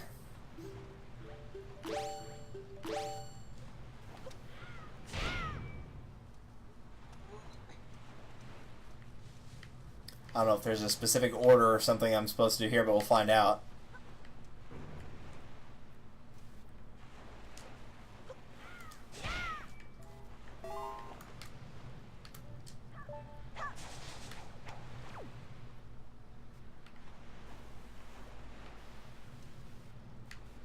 No, that's just money up there. Now it would appear I did it in the wrong order. Alright. Let's try switch. Switch you step on. Hammer. Nope. Oh, it probably actually just tells you right here. I didn't even notice this rock. This probably tells you. Oh, there's 4. Okay. So where's the 4th one then? Oh, it's way over here. Alright, I see how it is. And this looks like... Yeah, you need the iron boots for this.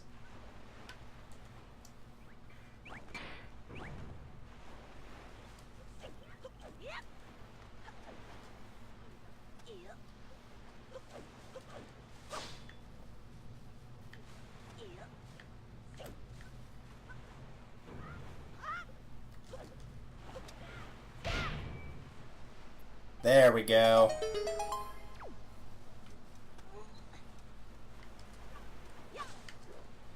Nope, not quite. We're backflipping in that hole. Like a real man.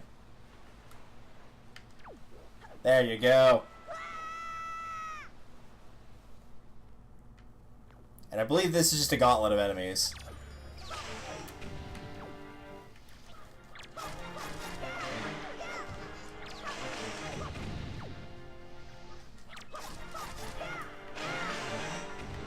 Well, if you're gonna drop magic, I'm definitely gonna stop and pick that up.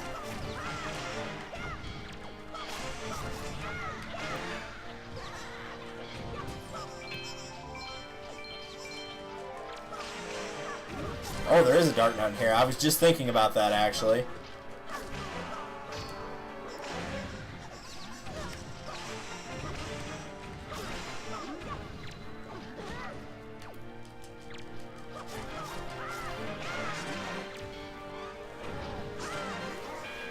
Oh, that hurt. Okay, I don't even know what I got hit by there.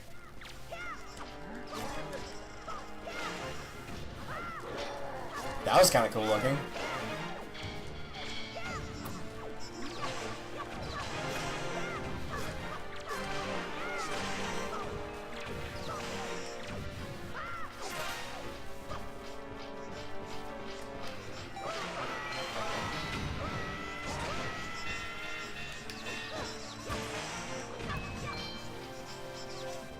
No, I don't want that. I don't want the iron boots either. Get rid of those. He's using the stick. What? Pick that weapon up. Oh, there's some wizards in here too now. Oh, that's not good.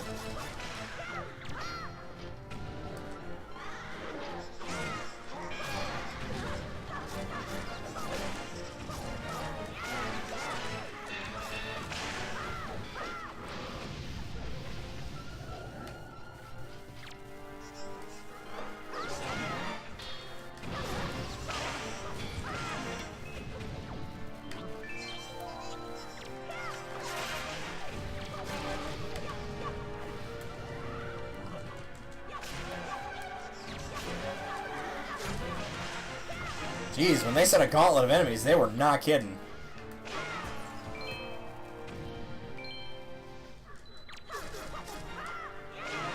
A bit late to the party there, dude.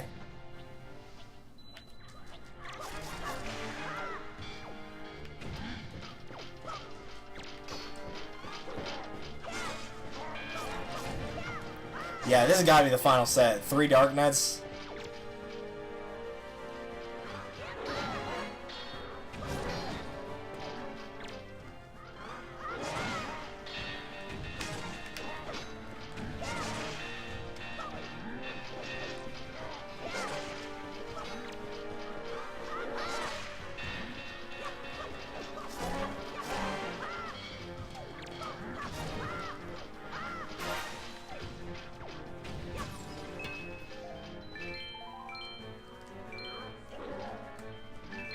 Bring it on.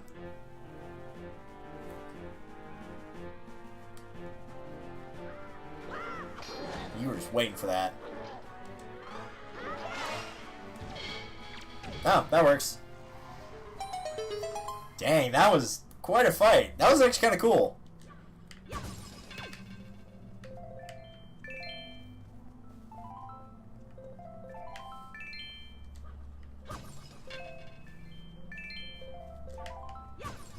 Guess if you needed more of the Knight's Crests, for getting the Hurricane Spin, this would not be a horrible place to grab at least 3 or so. And for that, you are given a Silver Rupee.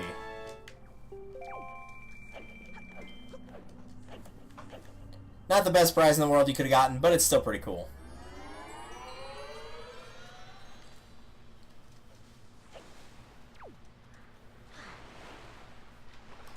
Alright, let me take a look at the map here and see where we can go next. Provided I don't get the hiccups.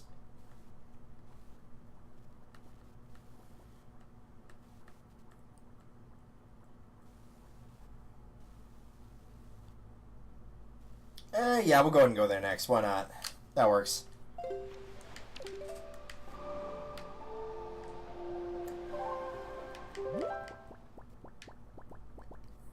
There we go. Cursor wasn't cooperating.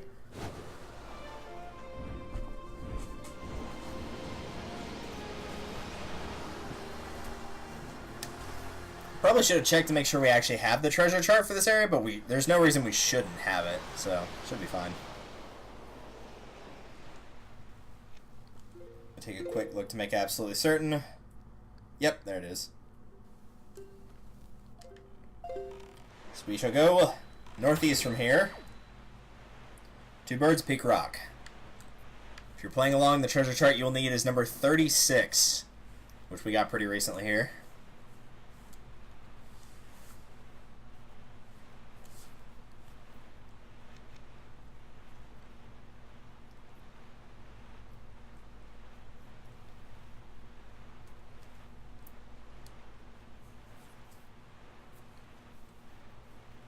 I'm surprised I haven't seen it now. I figured it would have come into view. Ah, there it is on the other side of the island.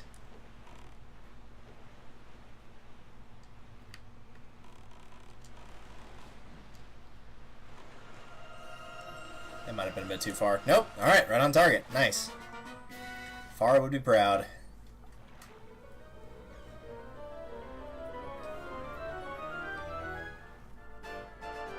Another Silver Rupee.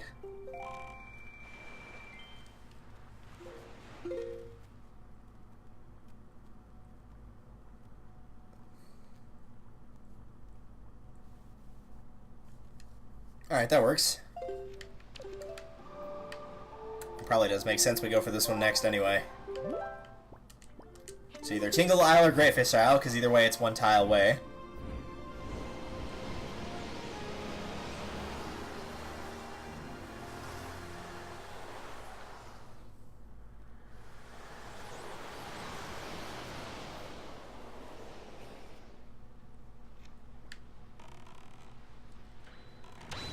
And we head north. Or if you picked Tingle Isle, you'll be heading west.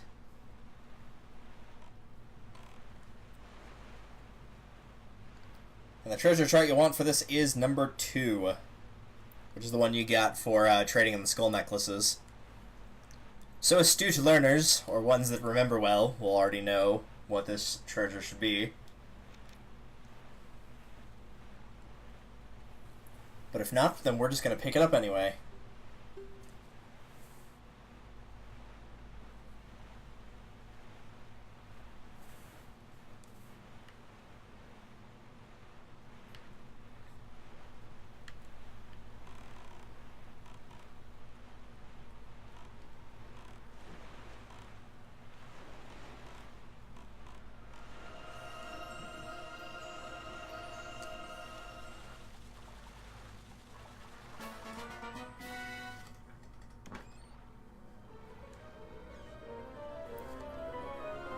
Surprise, surprise, it's yet another piece of heart.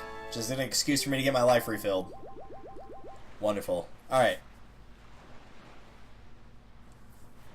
And the last, I think we can actually warp straight there, but I'm not sure about this one. If we can warp straight there. I know we've got the thing for it. No, not quite. We can go to Windfall.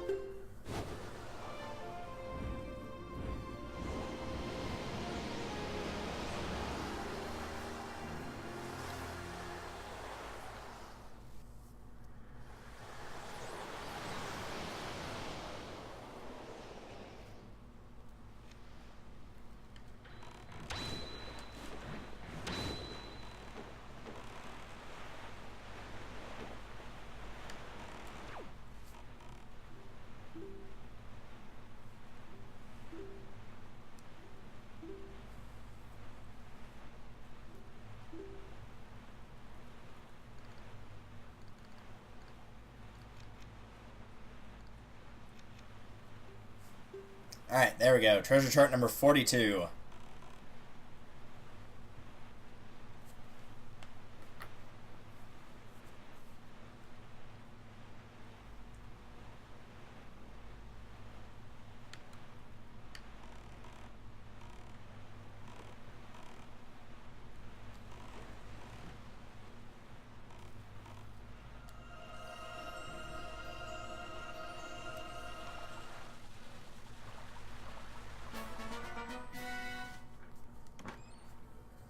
And that's the last one that we'll have where we're having to roam around all crazy like. Which is an orange rupee. That puts us over 3,000 again. So now time for, unfortunately, the stuff that's a little bit less fun, but, you know, we gotta get it done. So, let's go ahead and get started.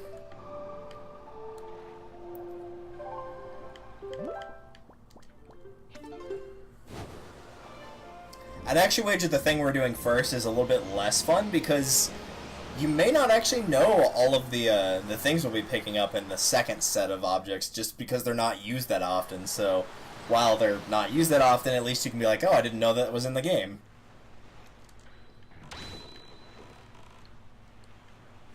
Whereas this case, I'm willing to bet probably everybody knows about this side quest. It's mentioned in the story, we've been seeing it a couple times.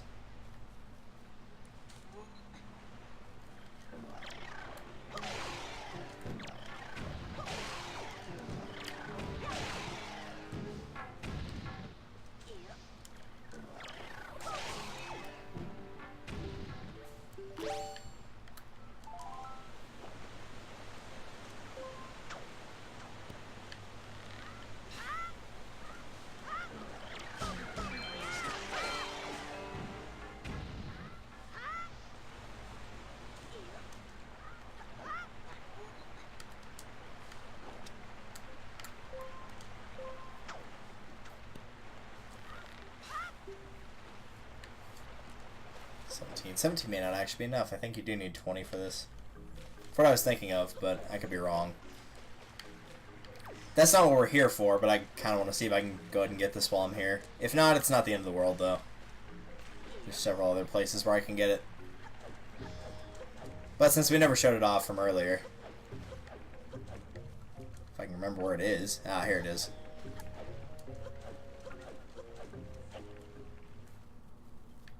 Hello.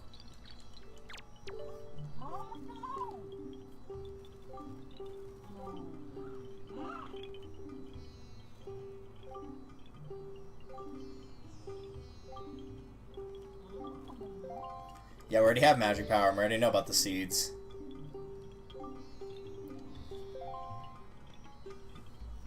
I have a feeling this probably won't be enough. I think it's going to be 20 that you actually need for this. Oh, it's only 4? Are you serious? I would have bet my life it was at least 10. Good thing I didn't, huh? Seriously, only 4? Onjala manjala choe. Tingle tingle kalulimpa.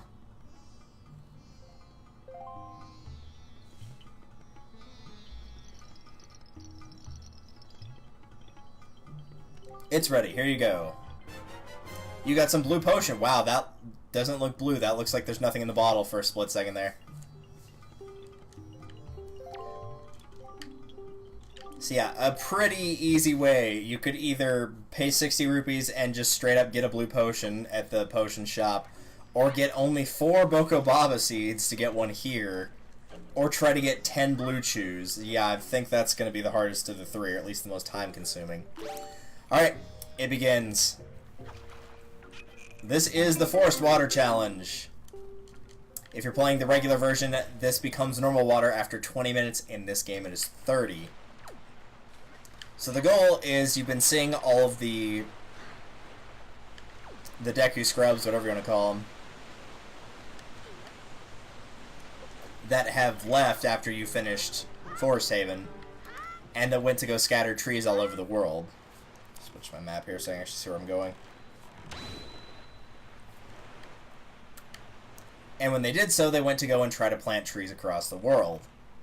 However, the trees are not succeeding. Oh, it actually gives you a timer. That's really cool. I didn't remember that. The trees have not succeeded in actually growing, and that's because they don't have any forest water. I guess it's because the seeds are naturally born there, so they need at least some semblance of that type of water to help them grow. I'm not really sure. More importantly, I don't care. But the idea here is to get the forest water to all 8 locations before time runs out. So we're going to go with the method that was given to me here. I'm not going to backflip in that case because, you know, we're kind of on a time crunch for this one. And some of these will just require you to actually navigate through areas like this. Others you just, you know, go up to the island and it's right there. It will vary depending on the specific island.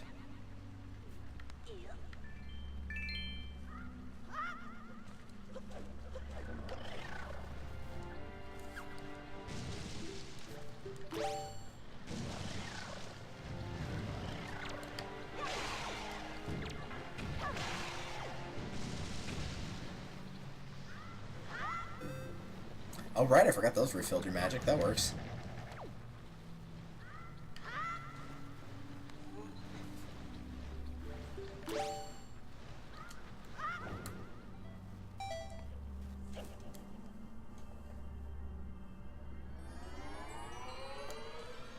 And here we are. Haven't seen you in a while. Have you been? I've come to plant the Great Deku Tree seed here, but look! Usually the forest trees sprout quite vigorously whenever you plant them. For some reason, this one is withered. I'd be willing to bet the trees my feathered corax the planet are withering as well.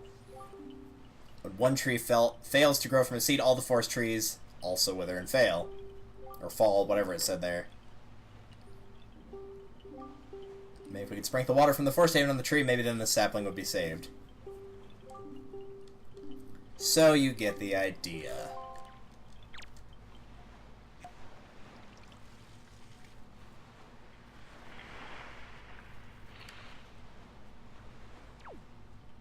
You enjoy your little sapling. He doesn't even bother leave. Maybe they leave after the quest is over. I really don't remember.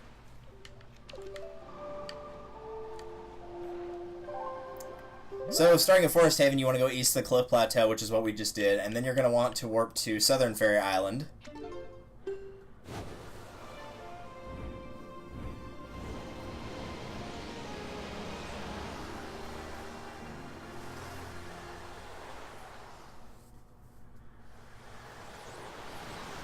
Also, there is another trick with the forest water. I don't remember if it's in the HD re-release. I feel like they probably did put that in there. Also, we'll be going west to Shark Island. If you bring in forest water with you and get it all the way to the boss before the timer runs out, you can sprinkle it on the boss and it kills him instantly. Which is kind of cool. I feel like that was, you know, they probably wouldn't have been able to do that on accident. It's like the idea of the purity of the water touching an evil creature just dispels it instantly rather than hitting it with your sword. So kind of a cool little touch there. I don't know if you could beat the dungeon in under 20 minutes, though, so it would probably require you to leave and come back with the water, but even then that's not too difficult. And the boss itself isn't that difficult, you know, on its own, so really it's just kind of something you could do that would be more showing off than anything else. Cool little touch, though.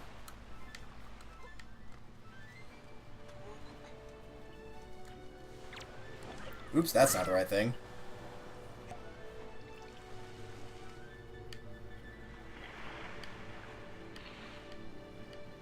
Alright, that's 2 down. Have fun, Larry the Cucumber over there with your weird-looking mask.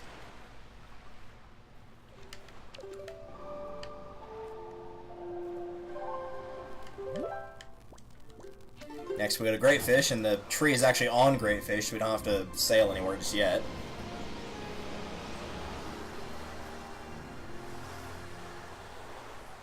Thankfully, I don't think it counts time against you for, like, cutscenes of warping or anything like that, so...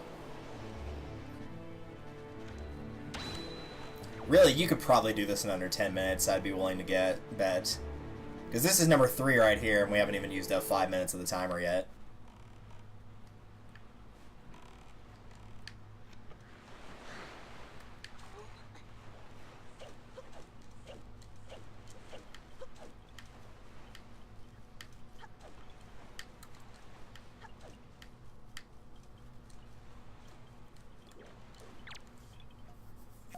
They'll all tell you the same thing, by the way, so there's no point talking to multiples of them. There's Mr. Butterfly.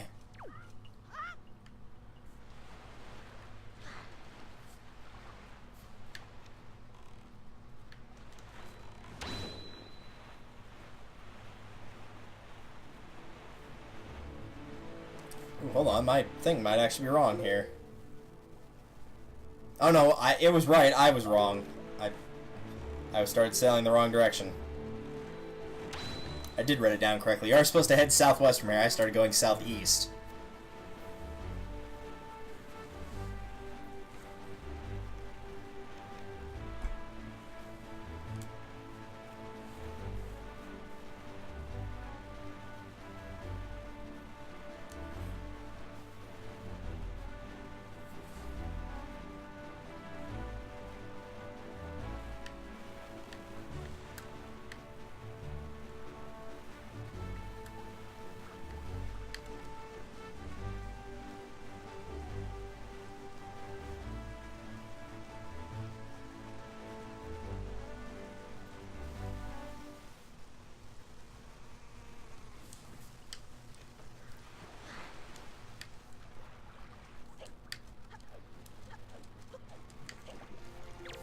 Sure, why not? I'll pick it up. No, that's not the button I hit. I clearly hit Y there. Oh, it actually didn't give it to me. Alright.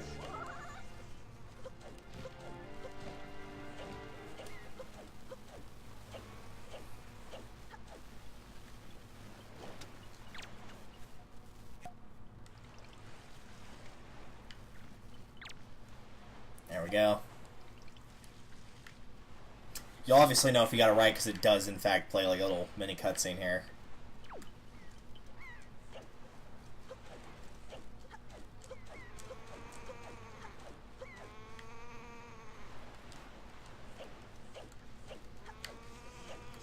Ow.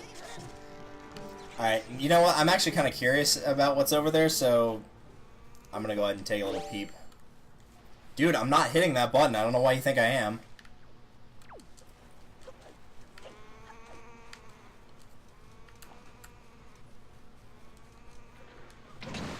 I'm genuinely curious. What's down here?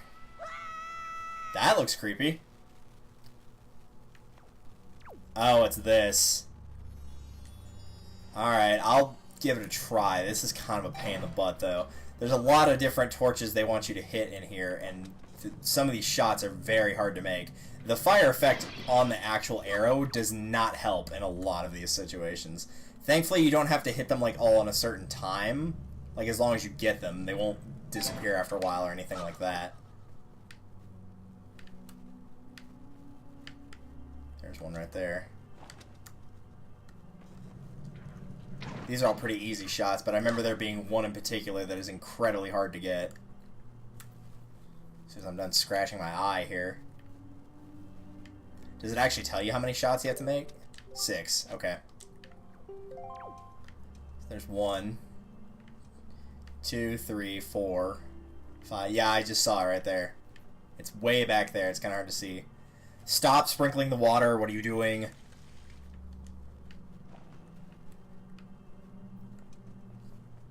I remember that shot being a lot harder. That's actually not that hard to hit. Which is why I'm going to miss it right here.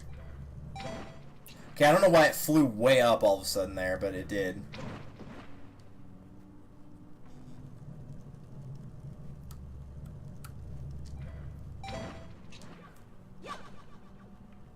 That should be all 6, right? 1, 2, 3, 4, 5. Oh no, I guess there's a 6th one. Where is it?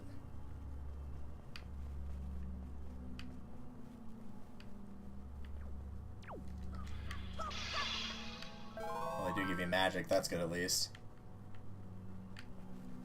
Oh, I see it. Okay, that time that was actually my fault. That was because my thumb slipped. I will take responsibility for that one.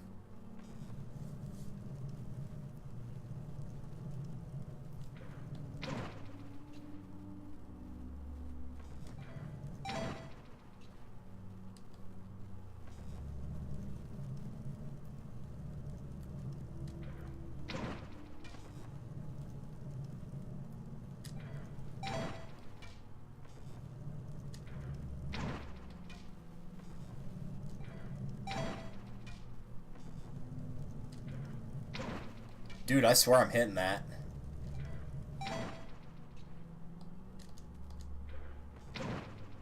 Okay, I don't know where that arrow went. Dude,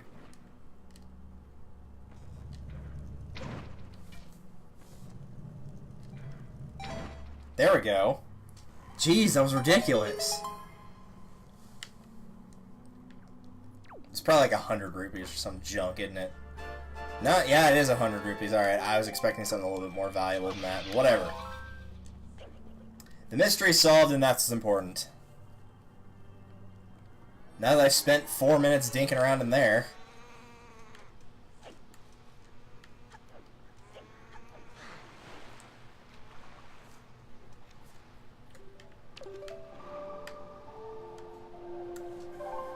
Next location is... to the Tower of the Gods.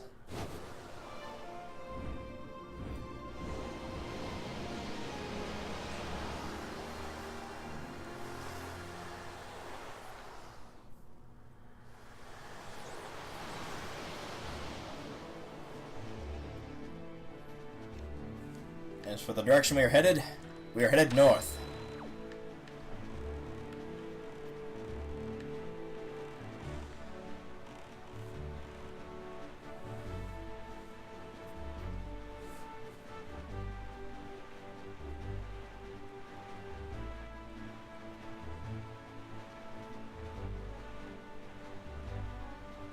Actually, this might be wrong again.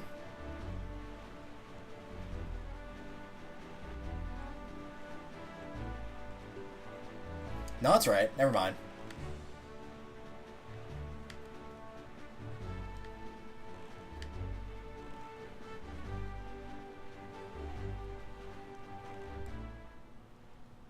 This brings us to Eastern Fairy Island.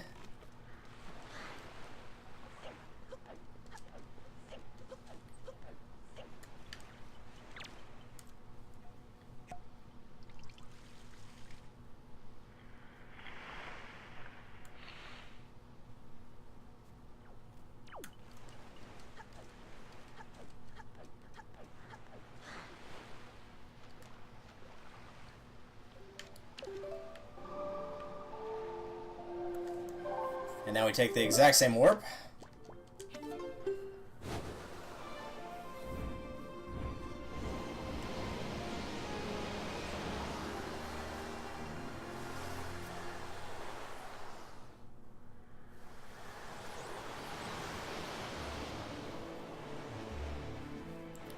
But this time we about face.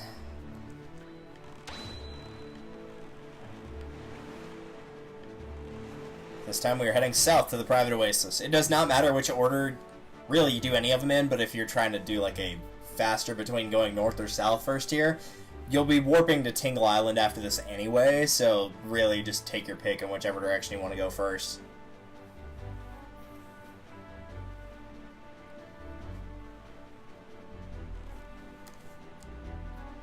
I think you might need the Deku Leaf to get to that one.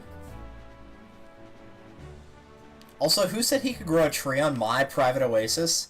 Don't appreciate that. I mean, I wouldn't mind a tree here, just, like, ask permission, okay? Like, just don't go start planting, like, how would someone feel if you just up and went and planted a tree in their yard? Without even asking them. How would they feel about that, huh?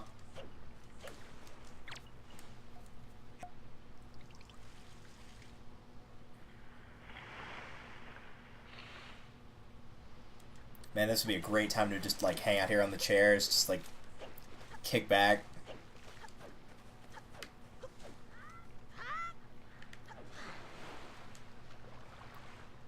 Alright, Tingle Island, let's get out of here.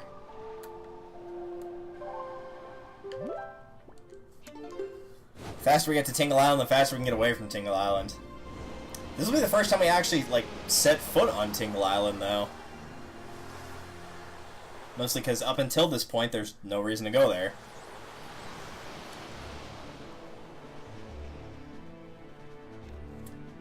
Oh no, wait, it's actually not on Tingle Island. Never mind. I don't know what I was thinking. Instead...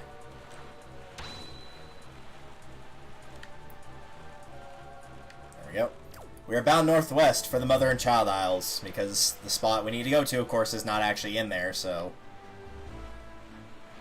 warping to it is not an option. Also, I'm sorry, there's no way a shark can swim that fast in Wind Waker.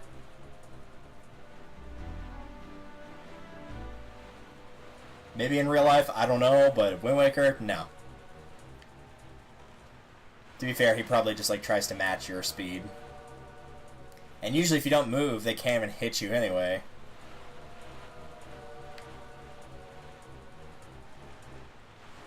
See what I mean?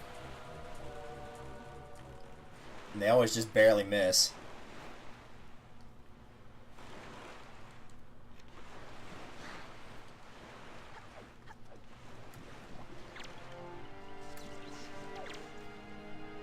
I'll just take a little sidestep around there. And I like this guy's mask. Smoke weed every day.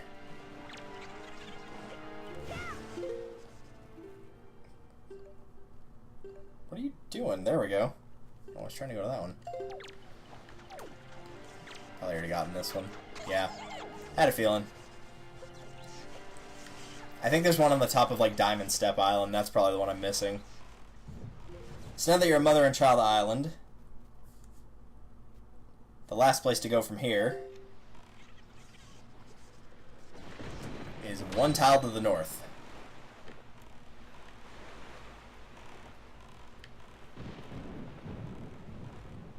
To Star Island, and this is thankfully the 8th and final one.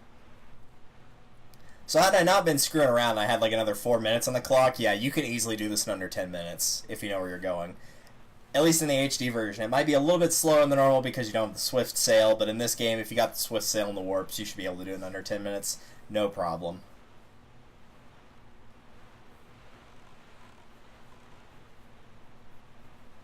Oh no, a shark. Oh no, it missed.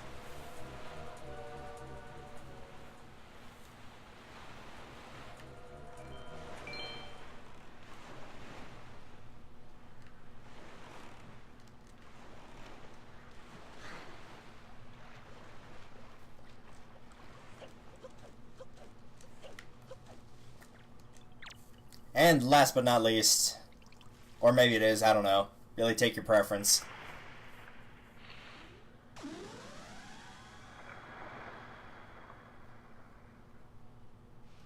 They've all grown into proper trees. And whichever one you visit last will give you the piece of heart. And with that, we have 17 hearts. I think it actually does like have a proper face on it too. Can you talk to it? The tree has recovered all of its vigor. Thanks for sharing. So yeah, they probably all say the same thing. So you can go around and look at the trees, but they're probably all going to look the same if I remember right. But they're happy, and we've got a piece of heart, so we're happy, and that's what's important. Now time for the oddball section of the game, which is known otherwise as going through all the different reefs that there are. So as soon as I can find the one I'm looking for, there it is. If you've not picked up at least one bomb upgrade, I would recommend that you grab those now. I mean, you've had plenty of opportunities to do so. Ever since you got bombs, you should have been able to do this. I guess technically after unlocking Tire of the Gods, because it probably doesn't let you sail outside of that triangle, but it might, I don't know.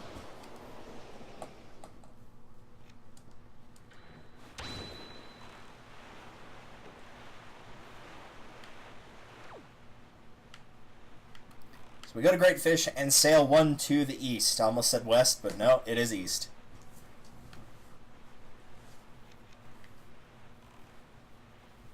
Now again, unless you're going for 100%, this is not required, and if you're using a guide, it's definitely not required. This is only if you want to, like, actually get every single thing in the game. Because getting the items that you get from doing the reefs, pretty much pointless in this game. Maybe they are in the original game, but in the HD remake, they're all but useless.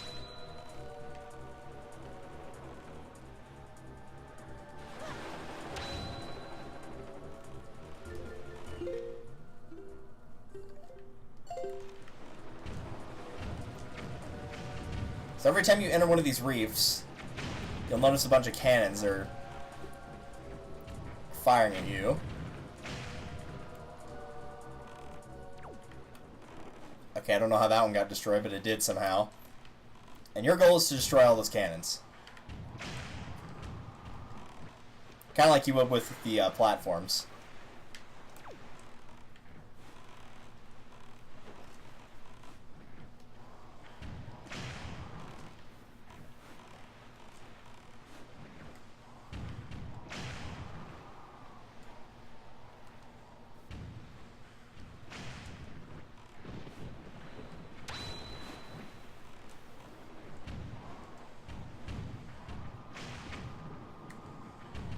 That should be all of them.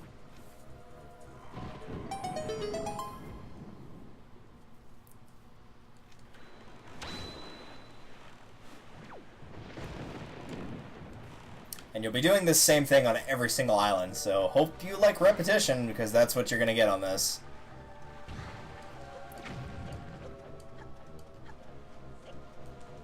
Freaking sea hat. I'm probably better off going up that way. So after you've done that, pretty much just pick the highest point on the outside perimeter, change the wind direction as you need to, and then use your Deku Leaf to glide over to it. Are you actually going to force me to go all the way around? That's lame. Alright. Well, maybe I don't have to go all the way around. Maybe there's another high point that I can jump from.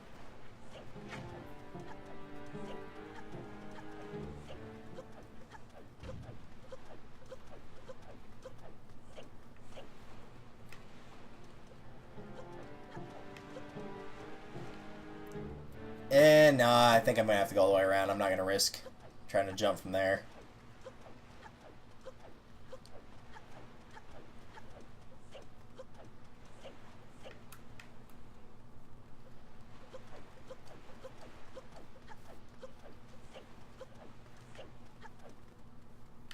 I can almost risk it, but I've already gone 75% of the way there. I might as well climb to the top of Mount Everest.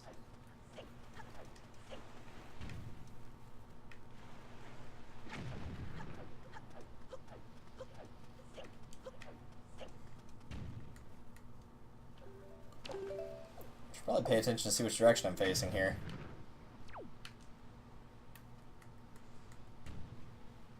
Alright, that's easy enough. To the west with ya.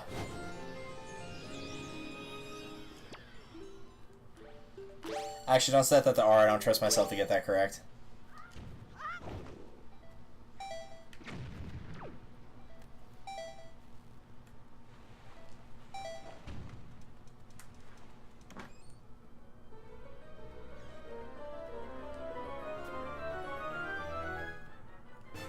And that's a treasure chart. Open this chart on the map screen, yada yada yada. You get the drill.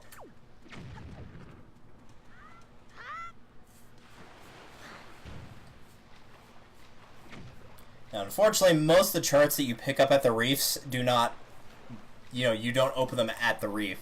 But for Cyclops Island, you actually do. So the one that you just picked up should have been treasure chart number 21. Apparently it is a legend chart. Josh Stone would be proud.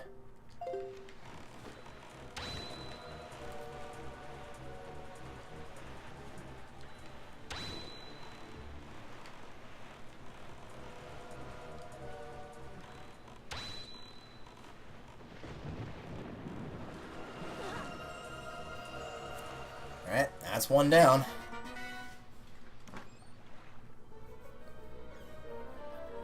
And what do you get, Patel? Piece of heart? Lots of money? No, you get a light ring chart. Now you know where to find the rings of light that mystically, I almost thought that was mysteriously, that mystically appear on the sea under the full moon. Open the chart on the map screen to view it. I'm curious, will it actually show on the big screen? No, it does not. Well, that's not helpful. But yeah, there's some rings of light that will have like the rupee rewards that only show up during full moon cycles. One to the west of here, one to the northeast of here, one that's 3 to the northeast, one that's in the bottom right corner, and one that's 4 up from the bottom right corner, if you care. Again, most of these are absolutely useless. But again, if you like picking up everything, then you might consider grabbing these. I'm going to do these out of order, mostly in terms of convenience about how far away they are. So we're going to go ahead and move on to 6-Eye Reef because it's right here. But I would recommend that you do 5-Eye Reef before doing 4-Eye Reef, because the treasure chart for 5-Eye Reef will take you to 4-Eye Reef.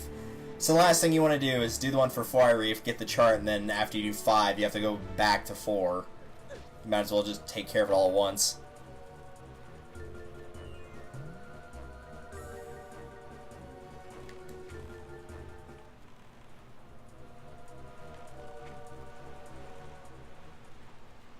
Also, destroying the ships is not required, you just have to get the cannons inside the actual area.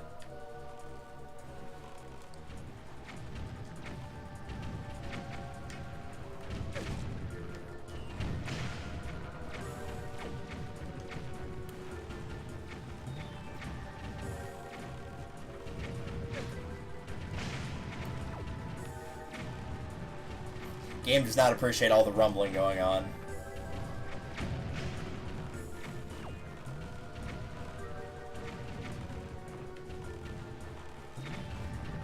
I'm gonna go ahead and kill the ships anyway, just because they're being a pain.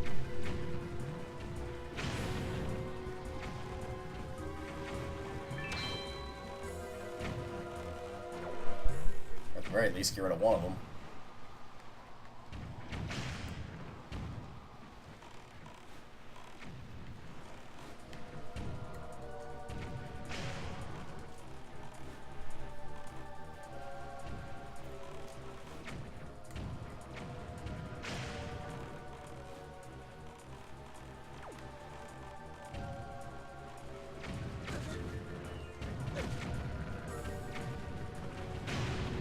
That's that taken care of. Oh, you do have to kill the ships in there. Okay. I was pretty sure you didn't. But I think it is only like the ones inside. The ones on the outside that you shouldn't have to get rid of. Because I didn't get rid of the other guy.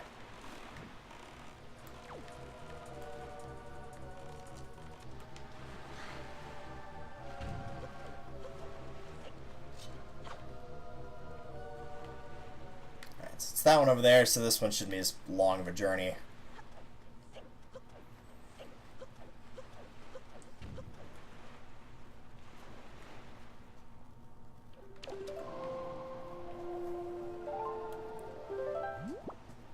Alright, Aura. I appreciate the luck in watering the plants. Sorry for responding that so late. I'm sure you've already left, but the plants have been successfully watered.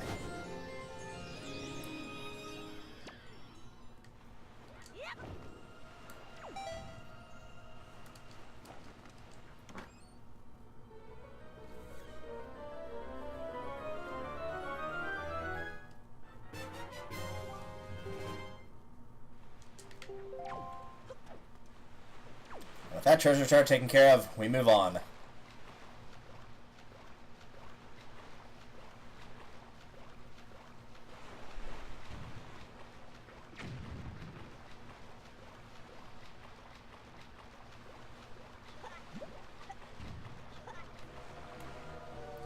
So that one will get us to, I believe it's something like way up here.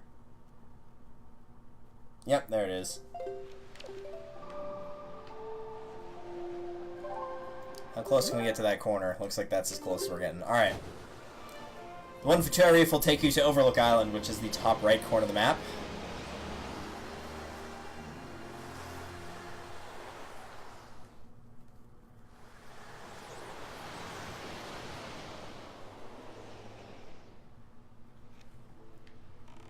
Oh, I'm already pointing the right way. Cool.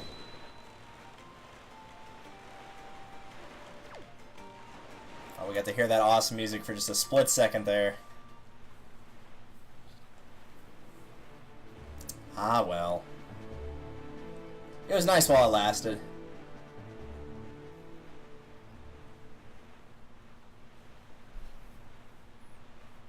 Also, yeah, it would appear cleaning out my computer definitely made a difference because we've been going live now for about 2 hours and I've only dropped 13% of the frames. Whereas opposed to we managed to lose over a third in like the 5 minutes. So yeah, that did in fact make a difference. And no, it wasn't from my computer being on for forever because I'd had it off for the morning and the better part of the afternoon. I'd had it on for like maybe about 3 hours prior to streaming. So like really, that's not anything crazy. Alright, so treasure chart number 13. I must have written that down wrong, because that's definitely not treasure chart 13. Oh, no, wait, we did the 6-eye reef. Never mind. Sorry, my mistake. And so as a result, we need to go somewhere else. That's actually not too far away, I don't think. Yeah, we can get there pretty quickly.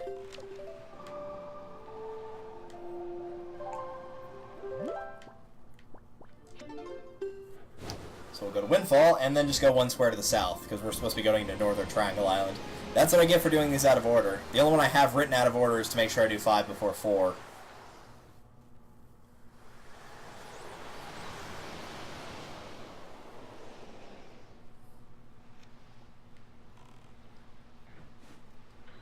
I'm sure Link is nice and dizzy now from all the times he's had to go spin around in those tornadoes in the last 2 days.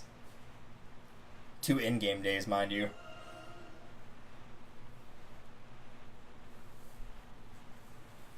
Can only push him so far before he just goes over the edge.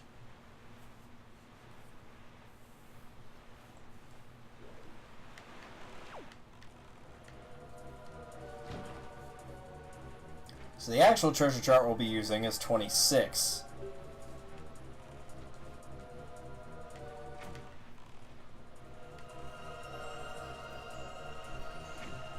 There we go.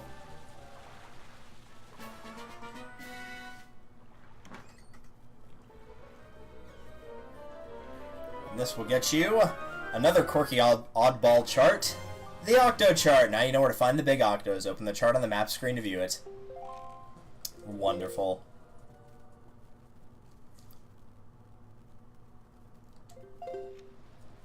Alright, let's just go across the board until I find an eye reef that we've not done. Besides 4, of course.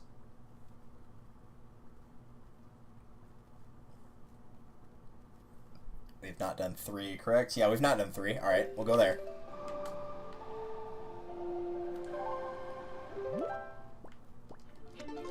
To Great Fish, and then to the west. As we make Link dizzy again.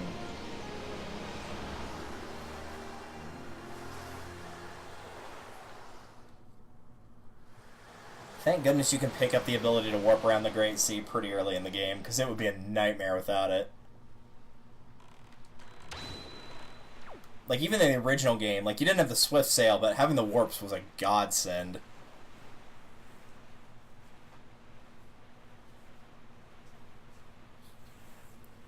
Like, I like mapping out the Great Sea as much as the next guy, but you can only sail around it for so long before you kind of get bored of it. That's why I try to keep all the side questing stuff in its own section, and really, after this, like, if there's only 3 pieces of heart left, there's not going to be that much side questing. Most of it's going to be the rest of the story. I'm trying to think about what 3 pieces of heart that might be, but it's not coming to immediate mind. It's probably something that you need the dungeon items for in order to get, if I had to guess.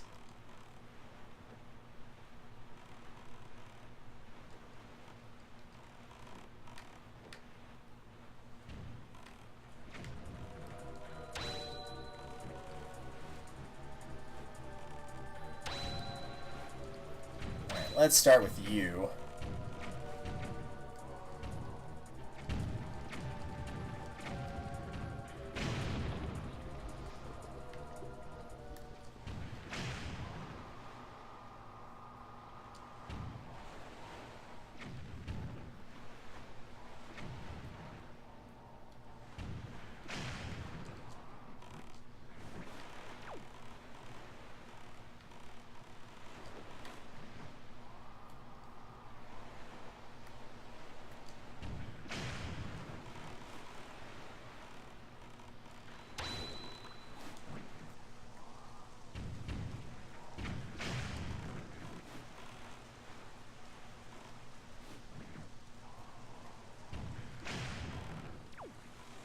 I think there's one more on this one. Yep.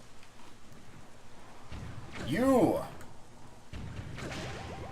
Ah, he killed me. I just used up my fairy without even realizing it. Well, I'm gonna have to remember to go and get one of those at some point now.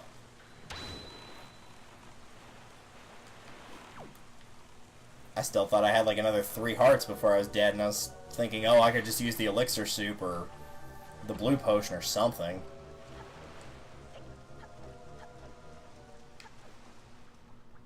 Alright, it stuck it all the way over there, so this is going to be a little bit more of a hike than the last one was.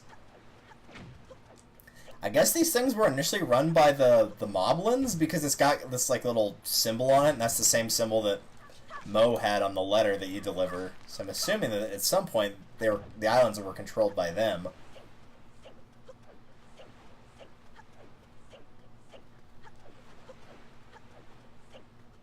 I'm sure there's plenty of Wind Waker lore that people would be dying to know out there, but who can really say? Probably the people that made the game.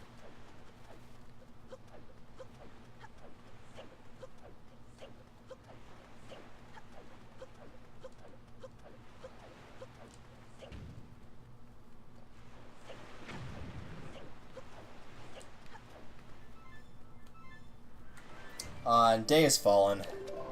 What a lovely time to go out and hunt for treasure charts.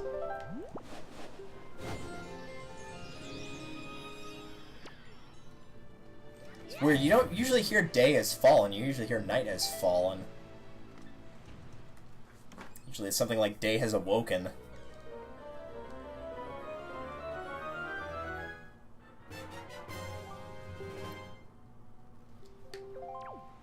Onward we go!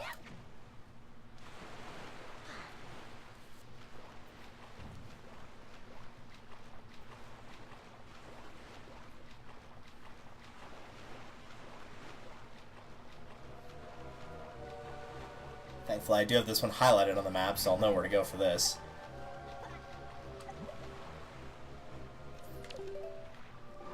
Question is, again, how close can we get to here with a warp? And not too far away. I'm sure the King of Red Lions, like, really appreciates the fact that instead of looking at ways to power up the Master Sword, I'm just busy going around hunting for treasure. Granted, I did that when I was supposed to save my sister a ton, so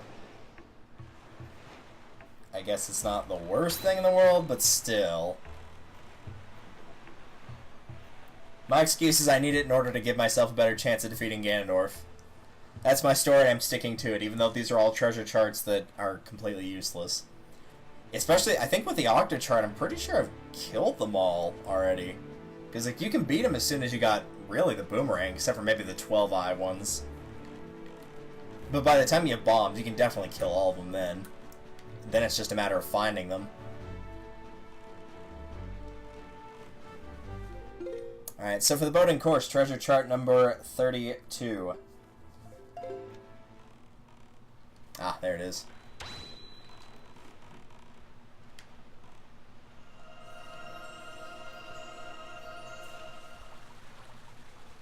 Three down and 3 to go. We should be done by 9, hopefully. What quirky oddball chart do we have this time? Why, we have the Sea Hearts chart. Now you know where charts showing pieces of heart locations are hidden. Yeah, there's like 10 of them on Windfall or something ridiculous like that. I'm actually going to look at it real quick. Oh no, it's only 5. That's not too bad. I was thinking it was a lot more than that. But if you're looking for, you know, treasure charts that can lead you to a piece of heart, Windfall's a pretty good pick. Not that surprising, since Windfall has a lot to it, a lot more than some of the other islands, so, you know, not that big of a shock, really.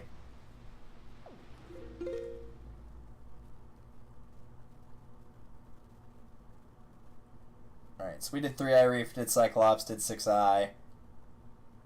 We're waiting on doing 4, so that leaves 5 and 2. Where is 2? It's right there, okay. Let's go 5 first.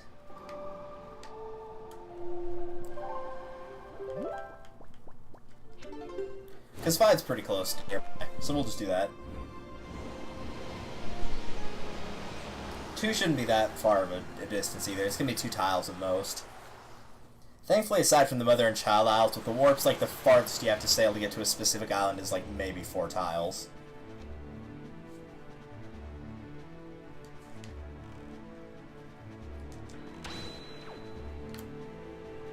So warped out, set, head north, and that'll take us to 5-Eye Reef.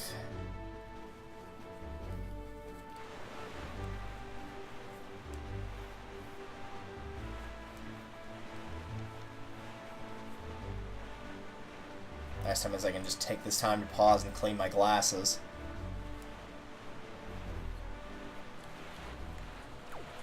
As most pirates and sailors do when they're on the open seas, they constantly spend all their time cleaning their glasses. Never anything else.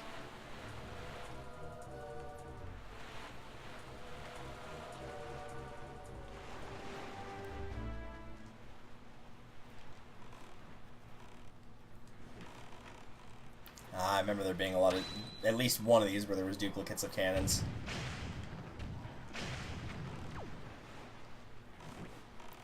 It appears this would be the one.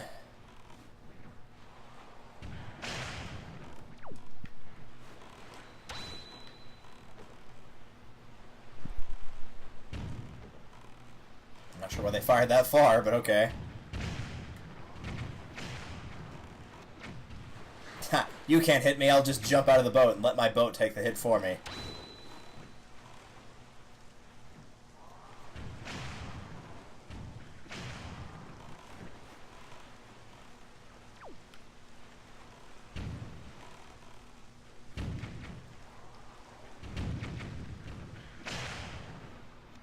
Nice, got them both in one shot. Couldn't really tell there, but guess I did.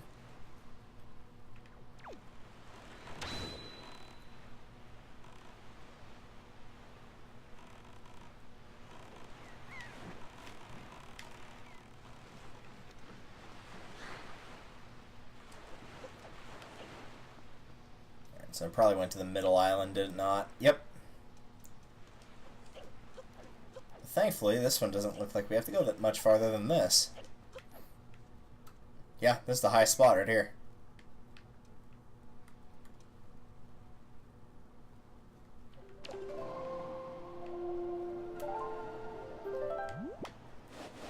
So go with this.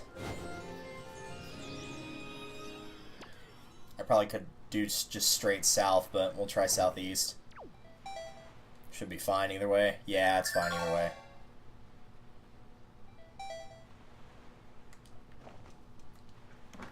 Beautiful.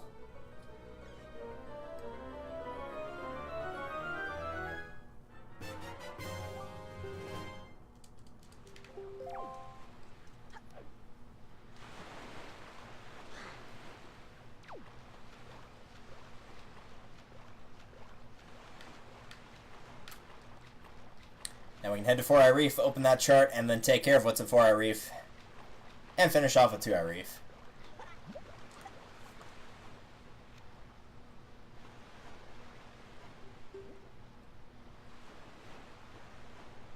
Okay, that's where 4-Eye Reef is. That actually might be a little bit of a trek. Because I don't think there's a warp at Forsaken Fortress. No, there's not. Because it's right to the left of here, but we obviously can't take that one. So really, which L shape do you want? Which movement space do you prefer for your knights and chess?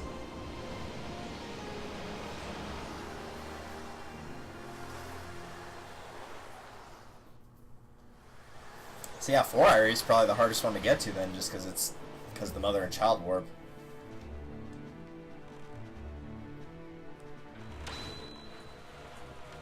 That ought to do. Now we can just sit back, relax, get my foot out from under my butt, because it's falling asleep.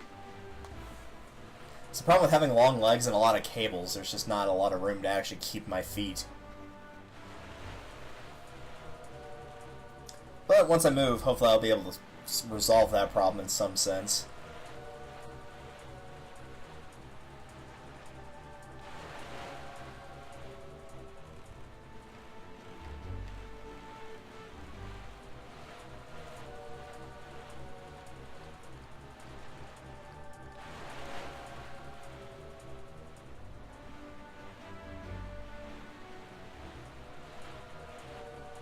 Oh, now that I think about it, I bet I know where the remaining pieces of heart are. They're probably from treasure charts that you get in the dungeons.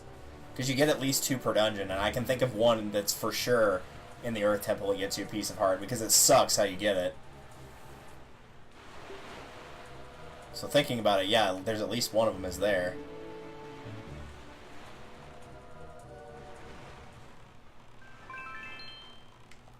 Right there.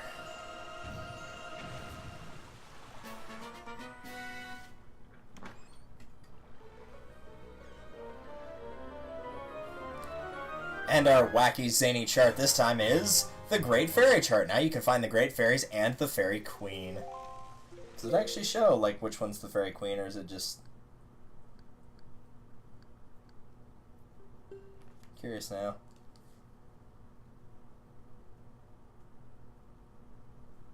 It sort of does. You have two of them that have, like, a special staff that they're holding, but one of them is the Mother and Child Isles one that gives you the fire and ice arrows.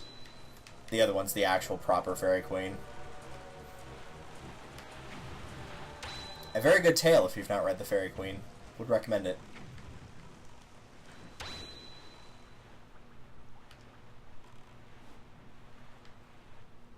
Alright. What do we got in here? Ah, some more ships. Lovely.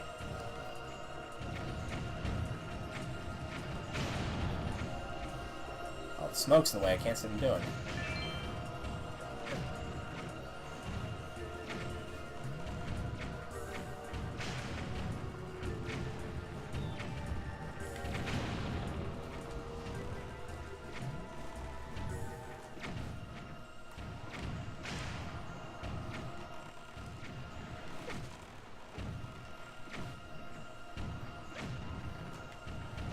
Ah, of course, we killed each other.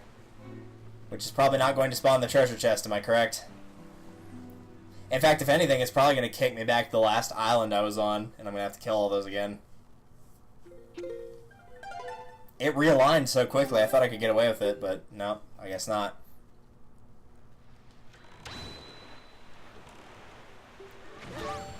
Dude!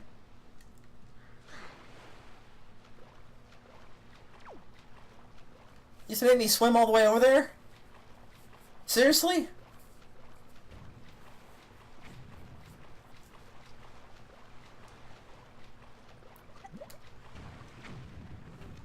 I'm drinking this before you can screw with me again here. I'm sure that's nice and cold by now. Nothing like cold soup. But maybe it's just that good, that it's even good cold.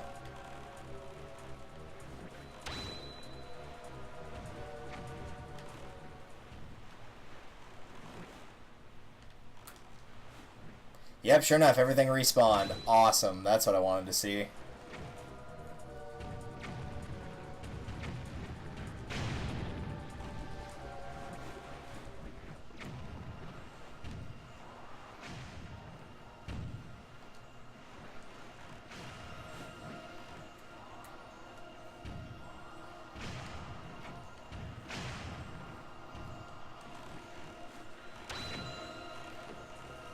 Oh, you're not getting away from me this time. Just because I killed all your cronies doesn't mean you can just run away from me. He seriously is. He's just going to try to play Ring Around the Rosie with me. Yeah, I don't think so. Away with you.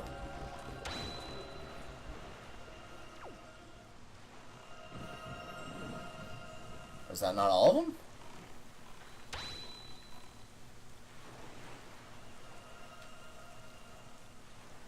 Unless the chest spawned in my dying animation, so as a result it didn't play anything, but I actually didn't have to do what I just did.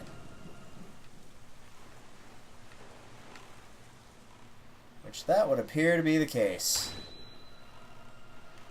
But to make absolutely sure...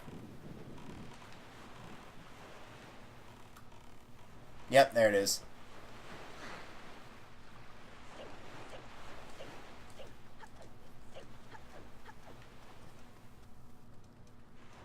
Hopefully I can just make it from here, because I'd really rather not have to go all the way around.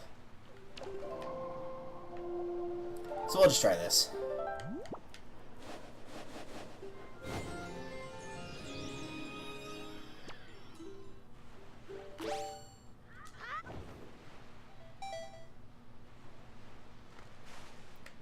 I'm willing to bet you could probably make that. If you jump at the right time and land on just the right section, you can probably do it without having to go all the way around.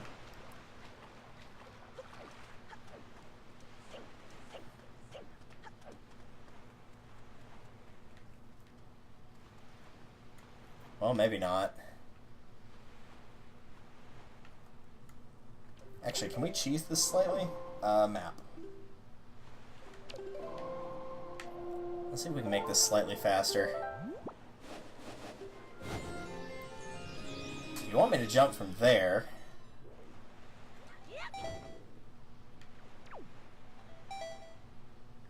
Rather than walk all the way across, I'll just do that.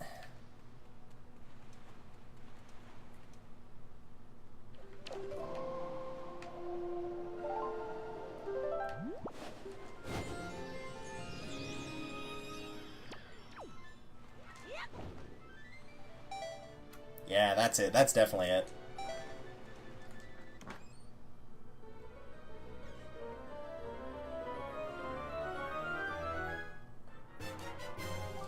Well, that was more trouble than it was worth, and I guarantee you it will not be worth it when we actually get to where we pick up whatever chest it, or whatever chart it decides to give us for this one.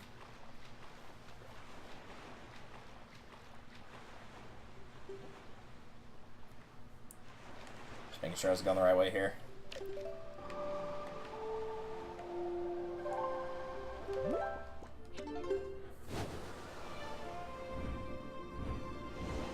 We actually have a fair bit of the treasure charts. We've got 40 of them right now.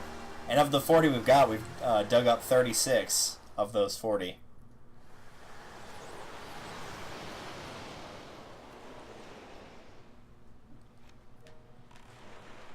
They always leave like a little red dot on the map once you've dug up a treasure in that location, and most of them have dots. 1, 2, 3, 4, 5, 6, 7, 8, 9, 10, 11, 12, 13 tops. Most of them are filled in. All the stuff on the top left is filled in. Most of the stuff that we're missing is like stuff between Great Fish and Outset.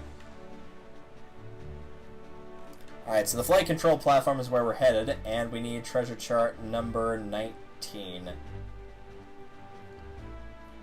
Open please, thank you.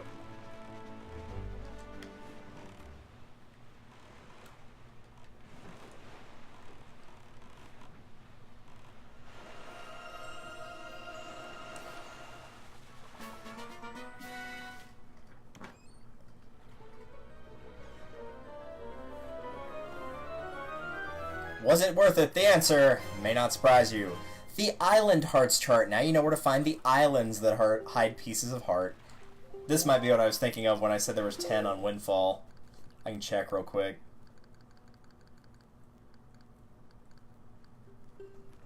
No, there's only 9 there. There's 9 there, 2 on Outset, 2 on Dragon Roost, and 2 on...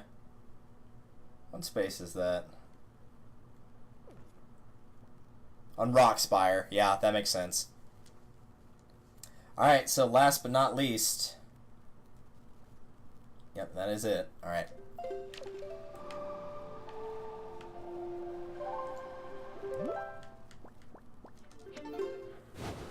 Actually wasn't too bad. I forgot Southern Fairy Island was a warp. So we can just go south from here to get to Two-Eye Reef. I thought we'd have to take the Outset warp and go past one of the temple areas. But no, should be fine just doing this.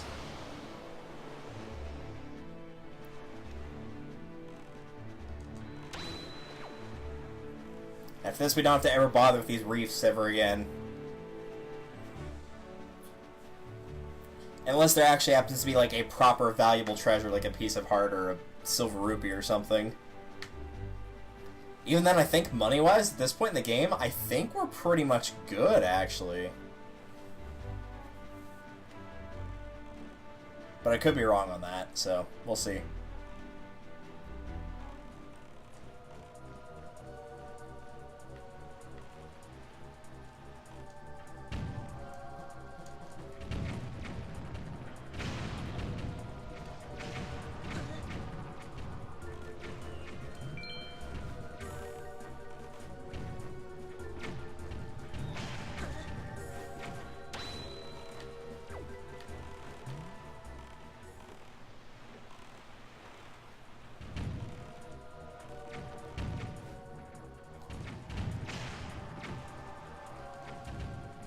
You're gonna do the same thing your buddy did on the last island, aren't you? You're just gonna try to hide around that corner. Yeah, that don't fly with me.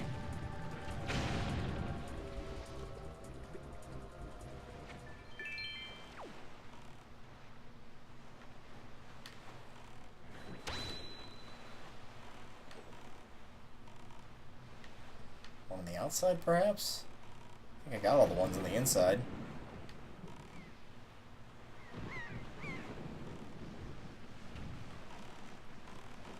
Nope, no, there I see. There he is. I see him. He was on the outside. Away with you.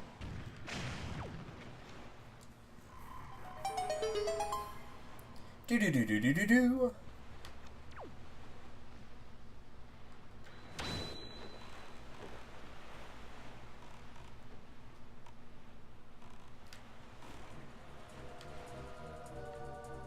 Where do you think you're going, cowboy?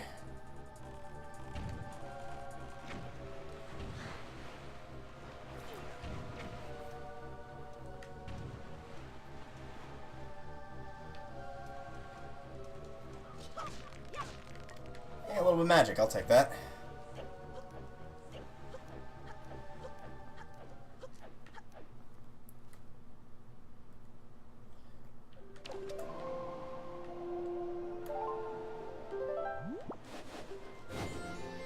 That should be fine. Technically, you'd probably want to go northwest, but really, this platform's so high up and that one's so far down, you could just guide it pretty simply there. Yep.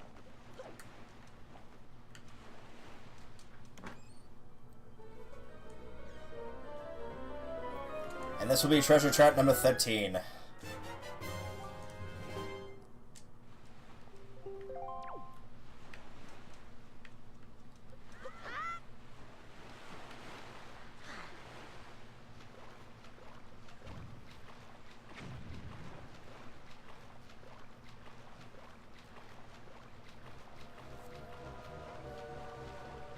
You wouldn't shoot at a little kid swimming in the ocean, would you? Well, I definitely would. But luckily for me, I can just warp out of here.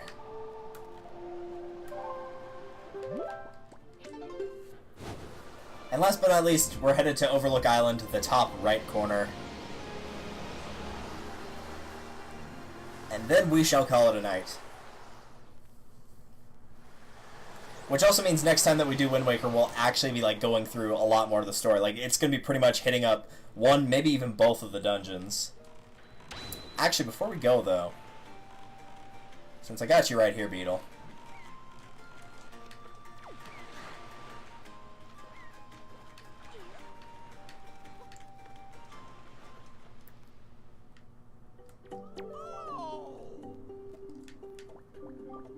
$30 bombs for 60 rupees? Yeah, I'll take it.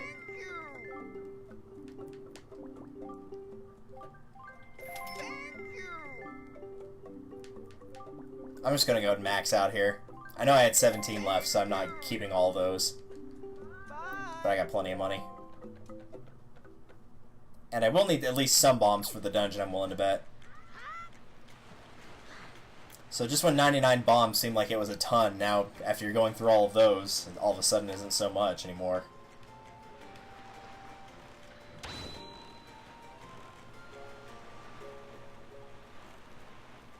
Interesting. It appears I heard a bit of a different instrument playing in Dragon Roost, but we'll get to that probably next stream, actually, because I think we are pretty much going straight for the dungeons at that point. I can't think of anything else, but I haven't been looking up a guide for, like, the dungeons or anything, but I do look up a guide to make sure, like, I've collected everything that I can.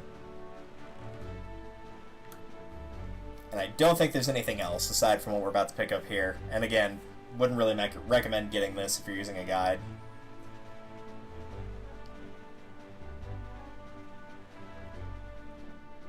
Oh, that's a beautiful jump right there. Alright, it's number 13.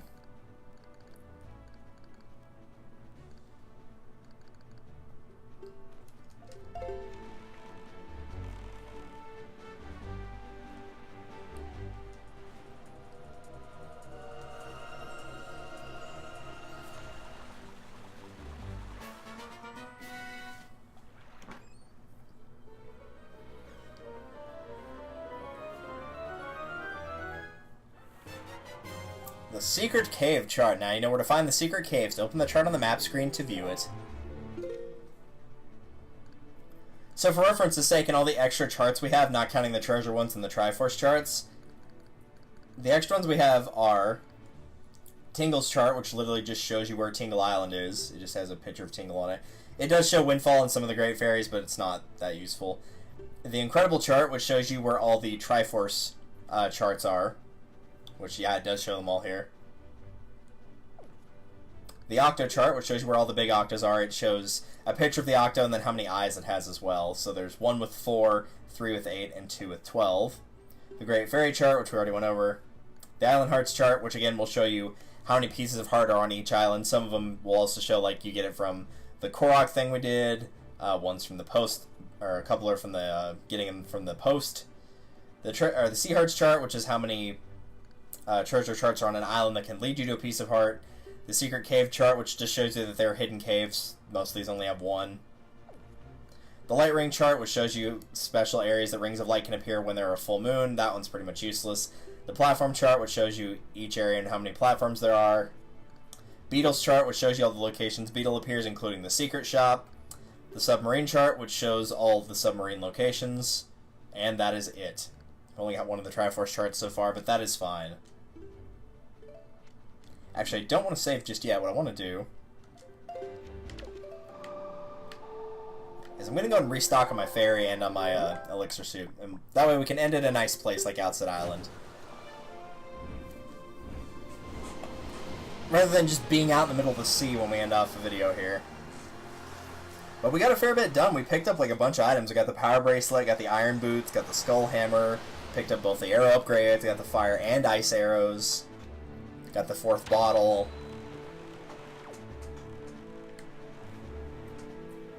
Saved our sister, which is of course important. So I feel by and large we knocked out a pretty good den of what we need to.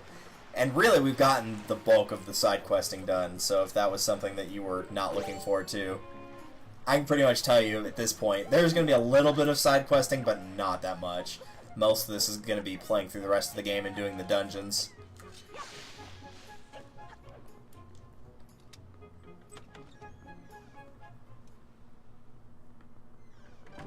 So as we travel around Outset, just a small reminder, won't be like spamming the link of Discord and whatnot, or anything like that. But for this week, I will be out of town on the weekend, so I will be trying to stream during the weekdays. So I'll be doing, I believe, Pokemon XD. I can open up Discord and check. Pokemon XD tomorrow at 6, and then Resident Evil 5 on Thursday at 6. Because I will be gone starting Friday afternoon, so want to make sure I get some streams in. And hopefully get all of that uploaded to YouTube, so in case you weren't able to make it to any of those, you at least have the opportunity to go and watch them there. Make sure 100% that that's right. Yes, that is correct. So Pokemon XD will be at 6 o'clock Central Time Zone tomorrow, so starting the same time this did. And Resident Evil will be Thursday, again, 6 o'clock. So always the same time. Pretty easy to keep track of. But again, as you already know, if you followed me, you'll know whenever I go live. Most people here are already on my Discord, so you'll know about that. And if any updates occur, that is the most likely place that you'll find them. So for now, let's just enjoy roaming Outset, the start of daytime.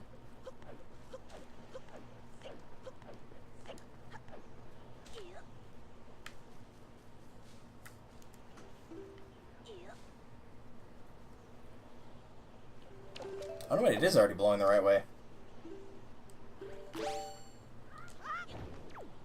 No, it's not. Not quite. It made it look like it was, but it's not. Oh, I didn't know that yellow rupee was down there. I wouldn't go out of my way to get it, mind you, but interesting that it's there. Just go directly west. That'll work better.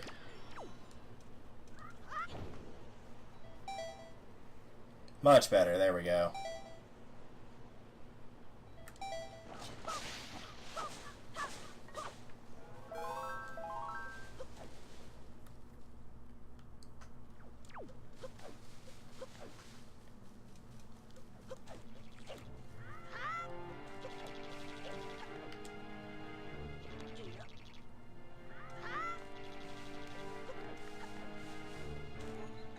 Because Burrow men backflip into holes.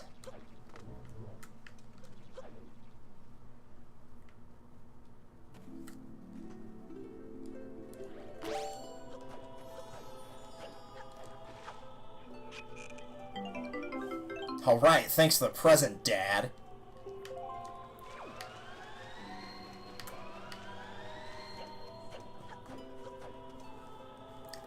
So in case you would like a recap on what's in the bottles, elixir soup is in one of the bottles, a fairy is in one of the bottles, or elixir soup rather. The blue potion is in a bottle. I'm just gonna ignore these dudes. And then the last one just has regular water, since the forest water has since expired. It is a sad but true fact. Apparently the carbonation of that sparkling water has finally disappeared.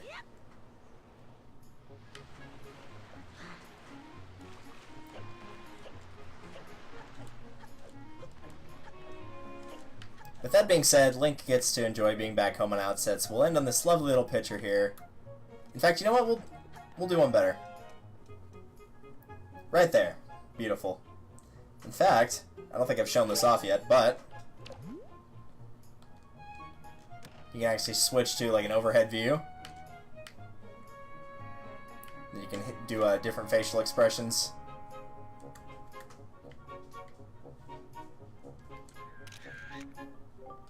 A little bit of the selfie action going on there. Didn't actually let you zoom in this mode, but that's fine.